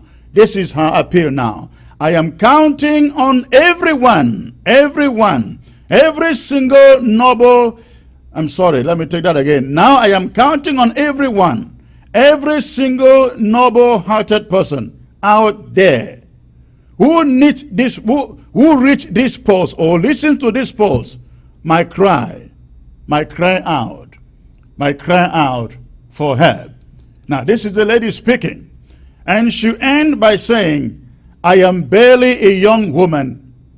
No, she says, I am barely a young woman and mother who started off a small business to feed my family. Thank you. Thank you for liking and, of course, commenting. Ladies and gentlemen, I'd like you to know there are very few Amazonian women in Kondenge prison. Very, very few, including my own sister. This lady is one of them. This lady is one of them. She was doing nothing but a little business to take care, to feed her family in Victoria. In that evening, they came in at 6:30 p.m., almost closing time. Closing time. 20 well-armed French Cameroon military came in and swarmed her business place, took her away with money worth almost a million CFA francs. Ladies and gentlemen, when my sister was picked up, they went away with 1.9 million francs from her house. This is what the French Cameroon military is doing. This lady was picked up with money on herself, on her body, close to a million CFA francs. But nobody knew. Nobody is talking about her. Nobody ever knew that this lady has been in jail. If she did not send out the note that I just read to you, nobody will know that a lady like this is behind bars in Kondenge prison for nothing, for doing nothing. I want to ask the Northwest or Southwest Women Task Force, where are they? Where is Salih Mbumien? Where is Salih Mbumien? When innocent women like this one are languishing behind bars since 2017, December 2017, this woman, a mother, a single mother in that place, has been languishing, ladies and gentlemen, behind bars since 2017. Where are the women of Salih Mbumien? Where are they? Who are they fighting for? I thought Salih Mbumien said they are fighting for the suffering people, the suffering women. Where are they? Can they tell us how many Amazonian women like this one are languishing in prisons all over La République du Cameroon? Can they tell us? Ladies and gentlemen, I want to make an appeal.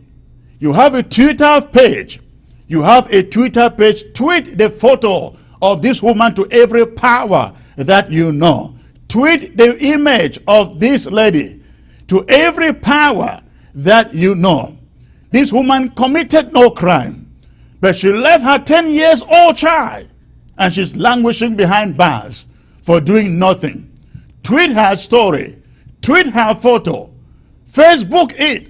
Let it get to every power that matter, and we should demand that every person held in Kondenge be released, especially these women, single mothers in the first place. Ladies and gentlemen, the challenge is ours. Let's get to Facebook, tweet this woman, tweet her story. She should be released. Bizarre Berries should be released. Every other woman in there, they should be released. There is a man and woman who are there also, picked up in Chang. They are languishing in prison, Kondenge Center prison. All these women, they should be released. We demand that they be released. Get the message to Twitter. Get the message to every. And let me also ask, where are these? Where is the Guardian Post? Where is the Guardian Post, ladies and gentlemen? It prides itself as a leading newspaper in Amazonia, being a daily. Why has the Guardian Post never carried the story of this innocent woman languishing behind jail in Kondenge? If the Guardian Post was a serious newspaper, they would blow the image of this woman in front of their cover to protest the incarceration of innocent people.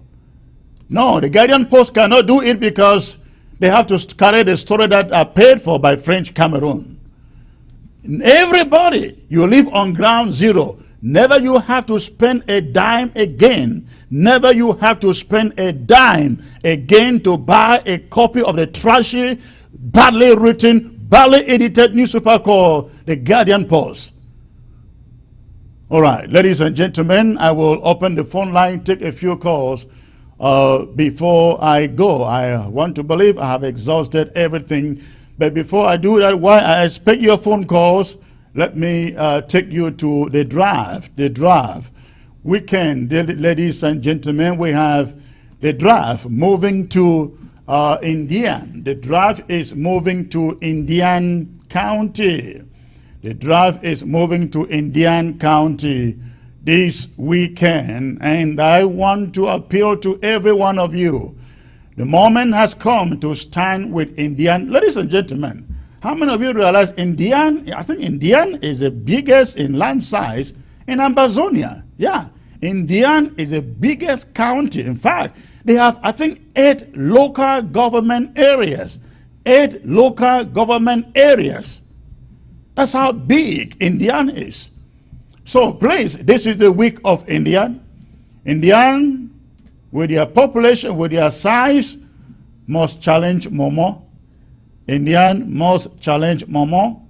And I hope they are listening to me. The draft for Indian has started. If you are from Indian, please get out and conduct the draft. It has started. In the coming days, we will give you the phone number with which you can call to start drafting for Indian. But let me get to the first caller, ladies and gentlemen. And ladies and gentlemen, when you call, make sure before you call, your television set, the volume of your television set is turned down. Make sure that before you call, the volume of your television set is turned down before you call. All right, let me get to the first caller. Hello, sir. Hello. Hello, Sexy Chris. Hello, sir. Hello. Good evening, sir. Yeah, I once again good evening. I have a question for our Secretary of Defense. There is a problem that we have with our forces on ground zero. Most of them have been killed because the enemy met them when they were highly drugged. They were sleeping. They have been killing our fighters because they are now hold on. What you are saying doesn't really hold on, sir. Hold on. What you are saying doesn't really make sense. We cannot come on TV and say they were killed because they were highly drugged. You have to be specific. Where are you talking about? Yeah, something happened in the northern zone. Where? What county and what? I mean, you can go ahead and name the name of the camp. It doesn't matter. Tell us which camp was drugged. Well, I want not to go into specific because there are still people that are fighting to solve this problem. They have some raw drugs that these guys are consuming. I wanted to ask the Secretary of Defense what he's doing to stop it because it is causing a lot of problems, a lot of it. Most of our guys were being found on their guards sleeping because they have consumed a lot of that drug and they were sleeping on guard, sleeping, and they got slaughtered. It's a problem, Secretary, please. All right, thank you. Thank you for the comment. I would like to add, however, that is kind of a generalization because when you make a statement like that without being able to tell us precisely where it is, it just doesn't make sense. But whatever the case, the Defense Department and I mean, the Defense Department cannot even go about, I don't know how they go about investigating something you are making without making specific. If you have specifics, send them to me, sir, and I will forward it to the Department of Defense and to the security chief of that county. We need to know the county and precisely what restoration forces you're talking about. Okay. Let me see who is calling next. Hello, sir. Yes, Chris, good afternoon. Good afternoon, sir. Comrade Sama, how are you, sir? I'm good, Senator Chris. And you? I am doing excellent. Okay, fine. What the last caller is saying is true. That report had Richmond, and it is in Mancon. Okay, good. Now, those are the specifics we need. You don't just make generalized statement without giving us directives how to figure out. Yes, go on, please. Yeah, that was really a reckless act from the part of our boys, and we don't know how many times we advise them, be careful with what they do and the amount of liquid they take or whatever drug they are taking. I don't know if it's a now when did this happen, sir? It happened. I think it happened about a week or 2 weeks ago. I only got wind of that about 2 days ago. When it happened in Mancon, I went there to investigate what went wrong, and that information was given to me. So, is the Mezam security chief and the leadership aware of it? No, I think this is the first time that this information is getting out. Because I don't know, even if the security chief gets this information, what can we do? We've given a lot of advice to our boys on the ground to be careful of what they do. If you are to drink, don't drink and get drunk. If you are to drug yourself, whatever drug, don't drug yourself to go for the battle. Because you're not going there with your senses, and you can be easily killed. These guys were picked up. They were tapped from where they were sleeping and killed. Can you imagine? How many of them were there? I think there were 3 of them. But somebody must have leaked their location, and I mean, at that particular moment, for the terrorists to have shown up at that particular time means somebody must have leaked that information. Secretary Chris, the truth of the matter is that our boys, some of them are very reckless. They deal in kidnapping, and what happened before they were gotten is that they hijacked somebody's car. Okay. Went and parked that car close to their camp and placed these guys to be guarding that car. So they drugged themselves and were just around the area, and a spy tip off the security, the enemy to come there. And when they reached there with that car as their lead way, they found the guy sleeping. So well, it's interesting.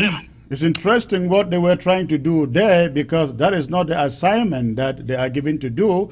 And if they go beyond the assignment to steal people's cars and hijack people and kidnap people, and they face the consequences, that is their cup of tea. We really don't care here, because we have warned again and again and again: do not abduct people, do not take ransom from people, do not confiscate or steal people's properties.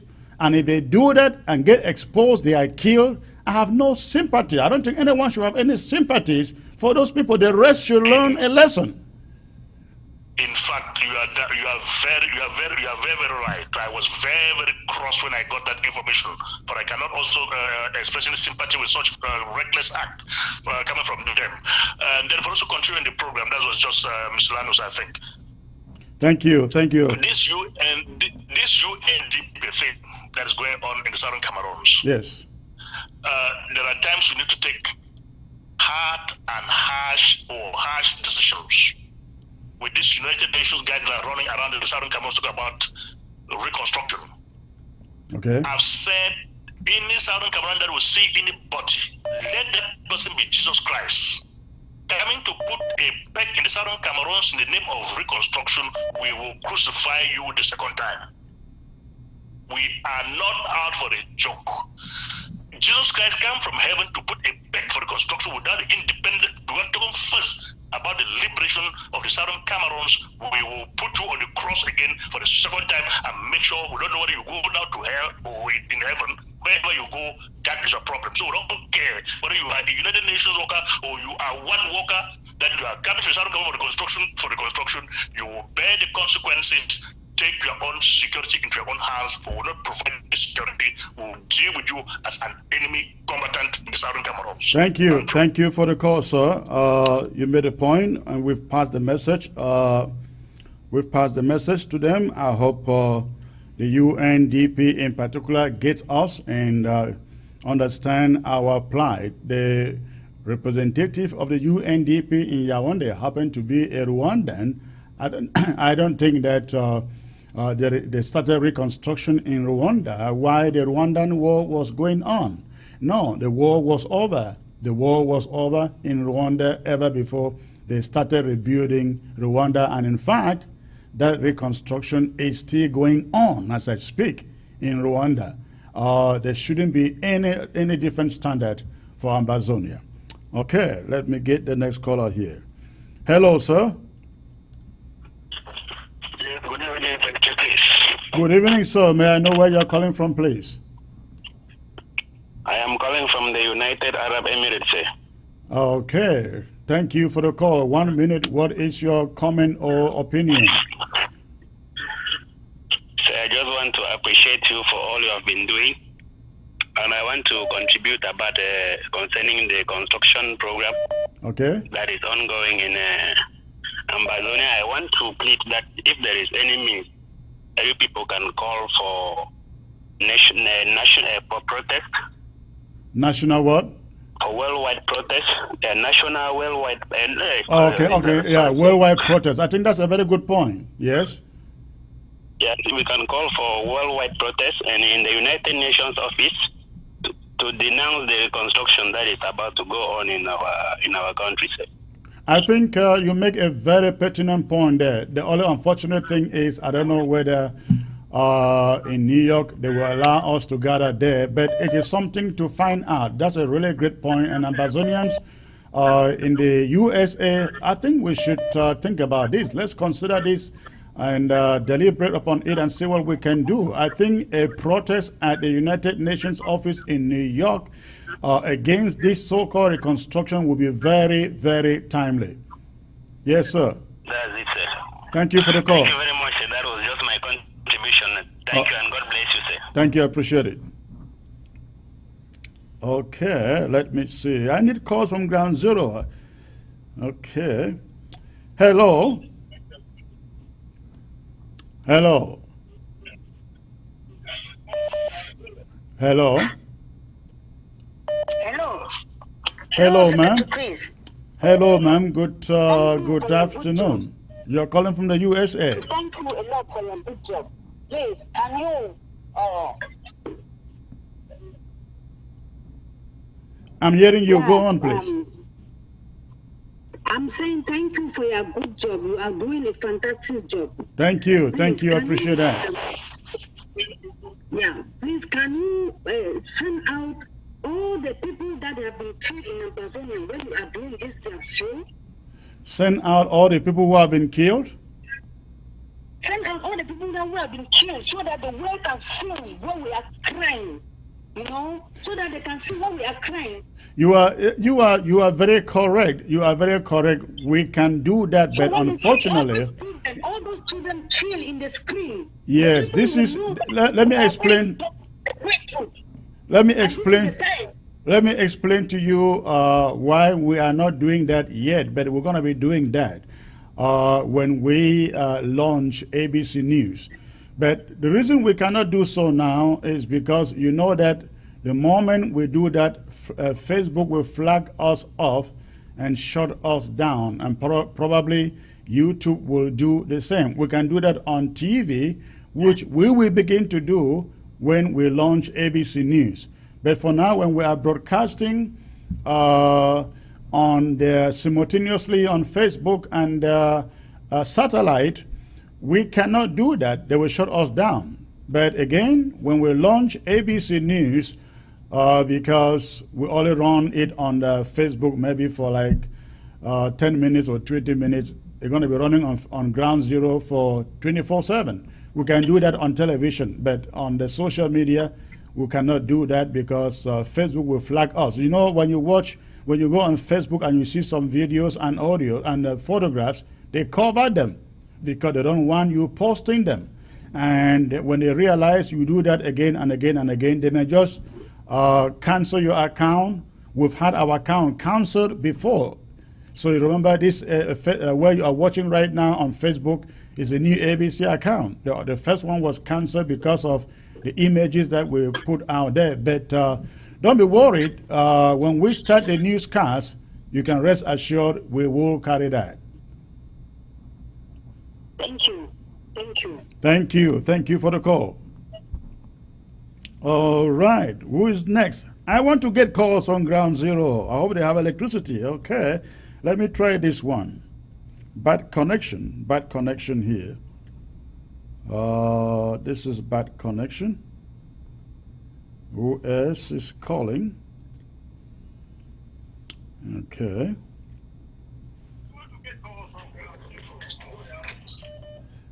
Hello, I have asked you to shut down the volume of your set before you call. Your volume is on. I can't pick your call. You must shut down the volume of your set. Hello, sir. Hello. Hello. Hello, sir. Hello. Yes, I can hear you. Where are you calling from, sir? I'm calling from the northern zone. Okay. How is the northern zone today? Where precisely in the northern zone? Which county? Abakwa. Abakwa. All right. What is your contribution, sir? Secretary Chris, I just want to thank you for the enlightenment and all the briefing you're giving us concerning our struggle. Thank you. I'm very impressed with the presentation of today with Karim. Karim is my neighbor, very close neighbor at his house, my tree. He must know your voice. He must be identifying your voice now, I guess. I don't know whether to do. Okay. Well, in fact, I'm so worried, and that we need to take something very hard against this UNDP people. We are at war, and so we cannot be taking things light. This warning, as you said on the TV, if they joke, we will light their vehicles. If they joke, we have been giving them too much respect, and if they want to give us respect, we will light their vehicles, and that will send a good signal for them. You just said it in Rwanda, they did not do so, and here they cannot come and do so. Not at all. In Rwanda, there was no reconstruction before the end of war. They started reconstruction in Rwanda when peace was established, and that's all we are asking for in Ambazonia.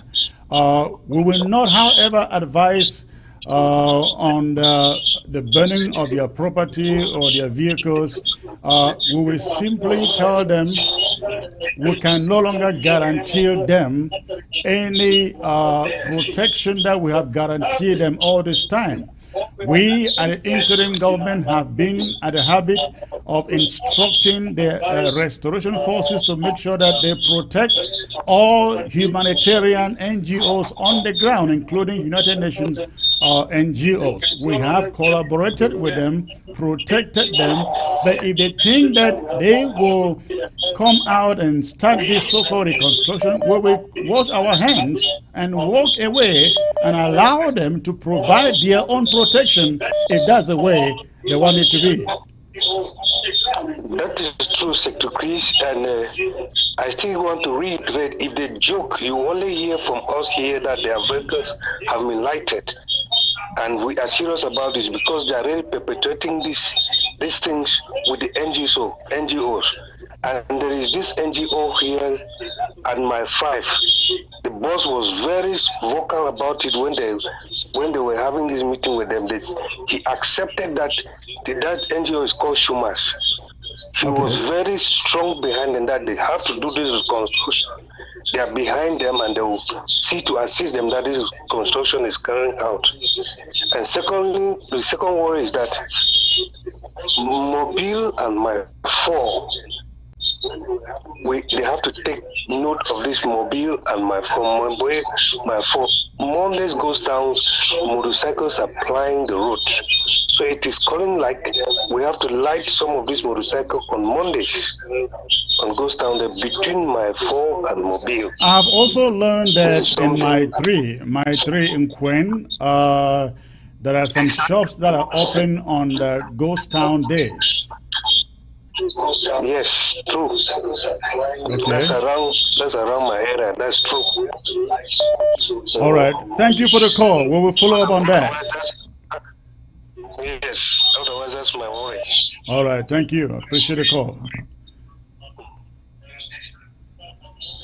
All right. So let's see. That was a good call from Ground Zero. Let me see where this is coming from.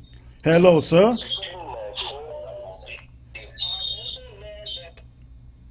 When you call, your volume has to be down, please. Okay, this guy has been trying to call since. Hello, sir. Hello. Bad connection there. Let me see.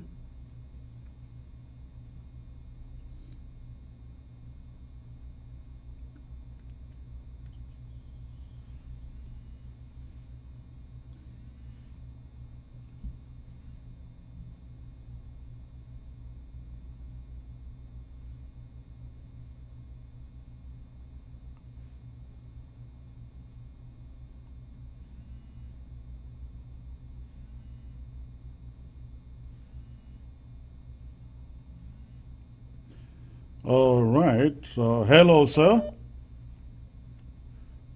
Good evening, sir, please. Good evening, sir. May I know where you're calling in from, please? Zone, precisely about. Abakwa. Okay. 1 minute. What is your contribution, sir? Yeah, we just learned that some massacre took place in the Ntaba, Mbonso area on Sunday, and we are a little bit worried. In fact, my brother's child was killed in that massacre. Where was that? And did you say in Mbonso, in the Ndonga Mantum, precisely in a village called Ntaba, okay, just after Ngabur, going okay down. Okay. Just after Ngabur. Just after Ngabur. That was last Sunday? Last Sunday, and the truck was burnt to ashes. Yes, we saw the photos of the truck. Yes, we good at the Secretary for Defense. If you can give us, because the retaliation is not going to be easy. If it comes to the now, do we know who owned the trucks? It's a businessman in Kumba. And do we know why those trucks were targeted? Was he doing violating Ghost Town or what? No, it was on Sunday. It was on Sunday. It was not on Ghost Town Day. It was on Sunday. Okay. Sunday, and we are hearing rumors that this truck was carrying certain arms for the army. Okay. So we want the Secretary of State for Defense to get into the negatives of the whole situation, because the revenge is not going to be good. My brother's child. All right. Thank you for the call. With a small child of about the child of about 7 months old. The child of 7 months old was killed. The child of 7 months old. The child was killed. No. Oh, you left the child behind. The wife of the young man who was killed. Yeah. Yes, the child is 1 month old. In fact, 1 month old with the mother. All right. So let the Secretary of State do something serious about it, because the revenge will not be easy. All right. Thank you for the call. You have a great day, sir. All right. Hello.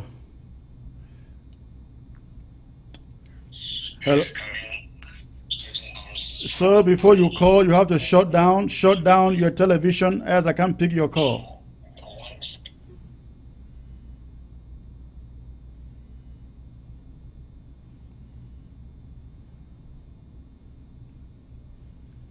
Hello. This is Ernest from DC. I'm sorry, can you be a little louder, please? Yeah, I'm saying that this is Ernest from DC. Okay, Ernest, how are you today, sir? Yeah, I'm doing good, Chris. I just have a little contribution that since you got information about the minister that is going about construction, right? Get that when you get that information again. Don't tell anybody in Ambazonia that the minister is coming again. Tell our people, let them know how to target him so that he will not use this information to escape again, because he got an escape route this time around. No, so what do you mean? We're telling our people to shut down. We're not giving them where the minister or when the minister. What do you mean by that? Because I think that the minister knew that he was playing in the serious zone and was trying to find his way out. So if he's coming next time and people don't know, and he himself don't even know that they are aware of him, then we can easily target him. If we don't declare lockdown, how would people know? Or if you don't declare a lockdown, people will not know. Right. But so that's why we announce it. Okay, I'm thinking that the restoration forces could take care, maybe, and target where they are going, and just do their work. Well, the wisdom is in making sure everywhere is locked down so that we can easily detect whoever is whoever is in the highway. We can know that these are the people, right? I was thinking he will not escape this one in Southwest. That's why. Well, he's not done yet. He is hiding. Didn't you hear he's hiding in some woman's house there in Boya? So let's see. I don't know how people come out planning reconstruction and they are hiding. So let's see what happens. Why would people be dying and they don't have a house where to live, and somebody is talking that you want to start reconstruction? The people are not feeling secure. Right. Just give us our land, and people will come back and stay under huts, and they will be happy if this is their land. Home is home. Absolutely. That's what we want. Thank you. Thank you for the call, sir. Yeah, thank you. All right. All right. Who is this? Ground Zero. Hello, sir. Yeah. Yes, go. Yeah. Yes, sir. Where are you calling from? Good evening. Where are you calling from? Yeah, hello. I can hear you, sir. Go on. Where are you calling from? Hello? Hello? Hello? Yes, go on, please. I can hear you.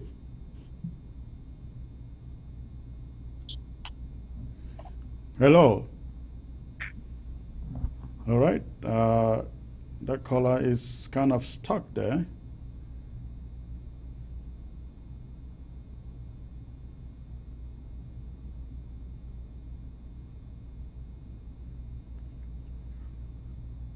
All right, ladies and gentlemen, if no other calls coming in, let me look at your messages.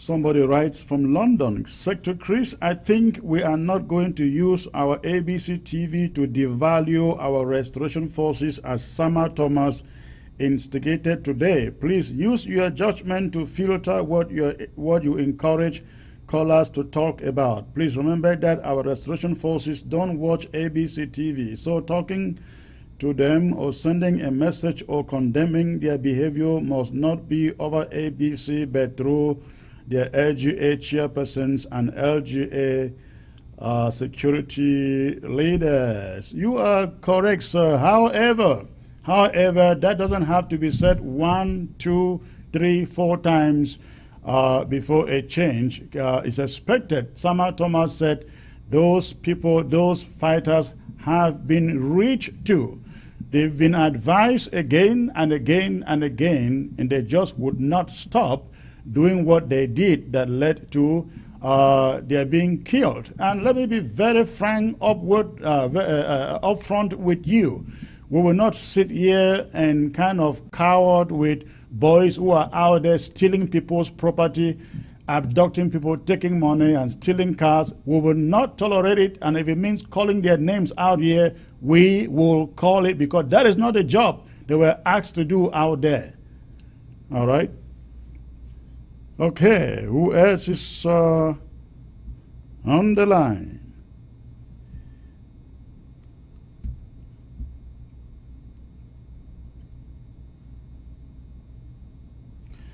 Okay, ladies and gentlemen, before I go, I will have some very, very important appointments to announce. Very, very important cabinet appointments to announce. So don't touch your remote. Stay in their place. Stay in their place. I was almost forgetting about this. Again, I have very important announcement, cabinet announcements to make. Hello?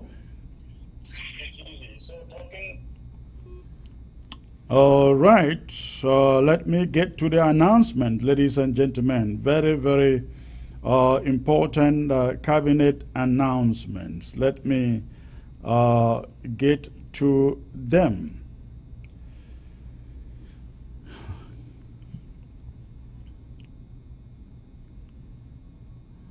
I am just going to read the appointments. I won't mind reading the preamble there. So just stay tuned. This appointment: Presidential Executive Order number 20/03. Appointments, ladies and gentlemen. Directorate for Planning and Performance Monitoring and Evaluation Bureau, Planning and Internal Control Directorate. Director Elizabeth Jambelele. It's a little difficult name there. Elizabeth Jambelele has been appointed Director for the Directorate for Planning and Performance Monitoring and Evaluation Bureau in the interim government. Then Ambazonia Broadcasting Corporation, ABC Amba TV, Director Clister King, or you like call it King Clister, we'll call her Lady Clister. Ladies and gentlemen, appointed Director of ABC Amba Television. Then Directorate of Finance and Regulatory Compliance. Directorate of Finance and Regulatory Compliance. Director appointed Dr. Matt Tezok. Again, Directorate of Finance and Regulatory Compliance. Appointed Director Dr. Matt Tezok. Then we also have Directorate of Youth, Sports and Culture. Directorate of Sports, Youth and Culture. Joseph Bashi. All right. We also have Diplomatic Missions. Head of Diplomatic Mission, CARICOM. I don't know what CARICOM stands for, but that is what it says. Head of Diplomatic Mission, CARICOM. Bedifa Asongani. Bedifa Asongani. I think CARICOM stands for the Caribbean, I guess. So the ambassador there in the Caribbean, or CARICOM, is Comrade Bedifa Asungani. All right. The director of PIC shall be the chair of the Intergovernmental Oversight Committee. So those are those announcements. So ladies and gentlemen, let me see. I think there are still other ones that I need to bring to you. One more before I go. One more before I go. And this one has to do with the intergovernmental oversight. Intergovernmental oversight. I think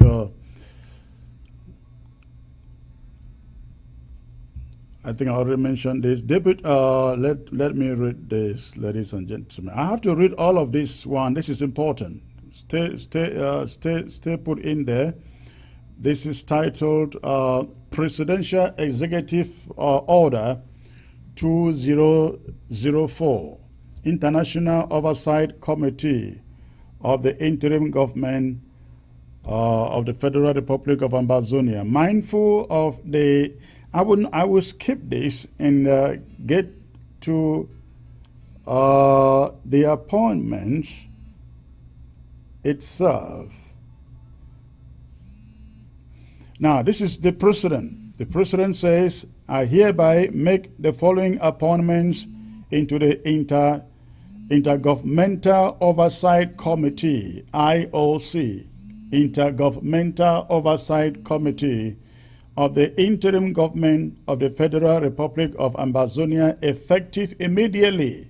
Effective immediately. Now, this committee is an oversight committee over the management of the award, Amber World Draft funds that are coming in. So this committee is being charged with overseeing the management of the funds that are being raised in this World Draft. So, chair and director, I mentioned it before, Elizabeth Jambelele is the chair. Deputy chair is Barrister John Fruinsaw. Deputy Chair, Barrister John Fruinsaw. Representation of the religious bodies, Mola Reverend MacLeonga. Reverend Mola MacLeonga. Committee members to include or representative from committee members will include a representative from the Office of the Comptroller General, Department of the National Treasury, Department of Self-Defense and Security, Department of Home Affairs and Community Mobilization, the Ethics Committee, and Coordinator of County Chairs, the Coordinator of County Chairs. The Intergovernmental Committee will function as per the terms of reference of the Directorate of the PIC and as per any specialized or ad hoc and demand. There's an error there, I don't get that. But ladies and gentlemen, I didn't get to read this ahead of time. What we're going to do is, you heard the names and the positions. What we're going to do is publish this press statement immediately I get out of this set, so you can read it yourself. I want to thank all of you for tuning in, but before I go, I just want to remind Ground Zero, especially the Southern Zone, lockdown continues till Friday, and business activities resume on Saturday. We are asking everybody in the Southern Zone, especially in the city areas, in Kumba, Moyoka, Ekona, Moya, Boya, Tiko, Motengene, Victoria, everywhere in the Southern Zone, please stay home. If you have a car, stay home, let it remain parked. You have an Okada, let it remain parked, because any person that is found on the street would be taken for Paul Tassong's entourage. Paul Tassong entourage. So please, we ask you stay home till Saturday, till Friday. And Saturday, you can go out for business. And the market women in Boya, we are warning you, please stay home. You don't want to risk your life. After these few days, you can go about your business. Do not risk your life for chunks of francs that you will make in a few days. Please stay home. We know those markets in Boya that are trying to operate. All right. Thank you, ladies and gentlemen. It was a pleasure to be again with you. I look forward to coming back to you with updates over the week. Good night.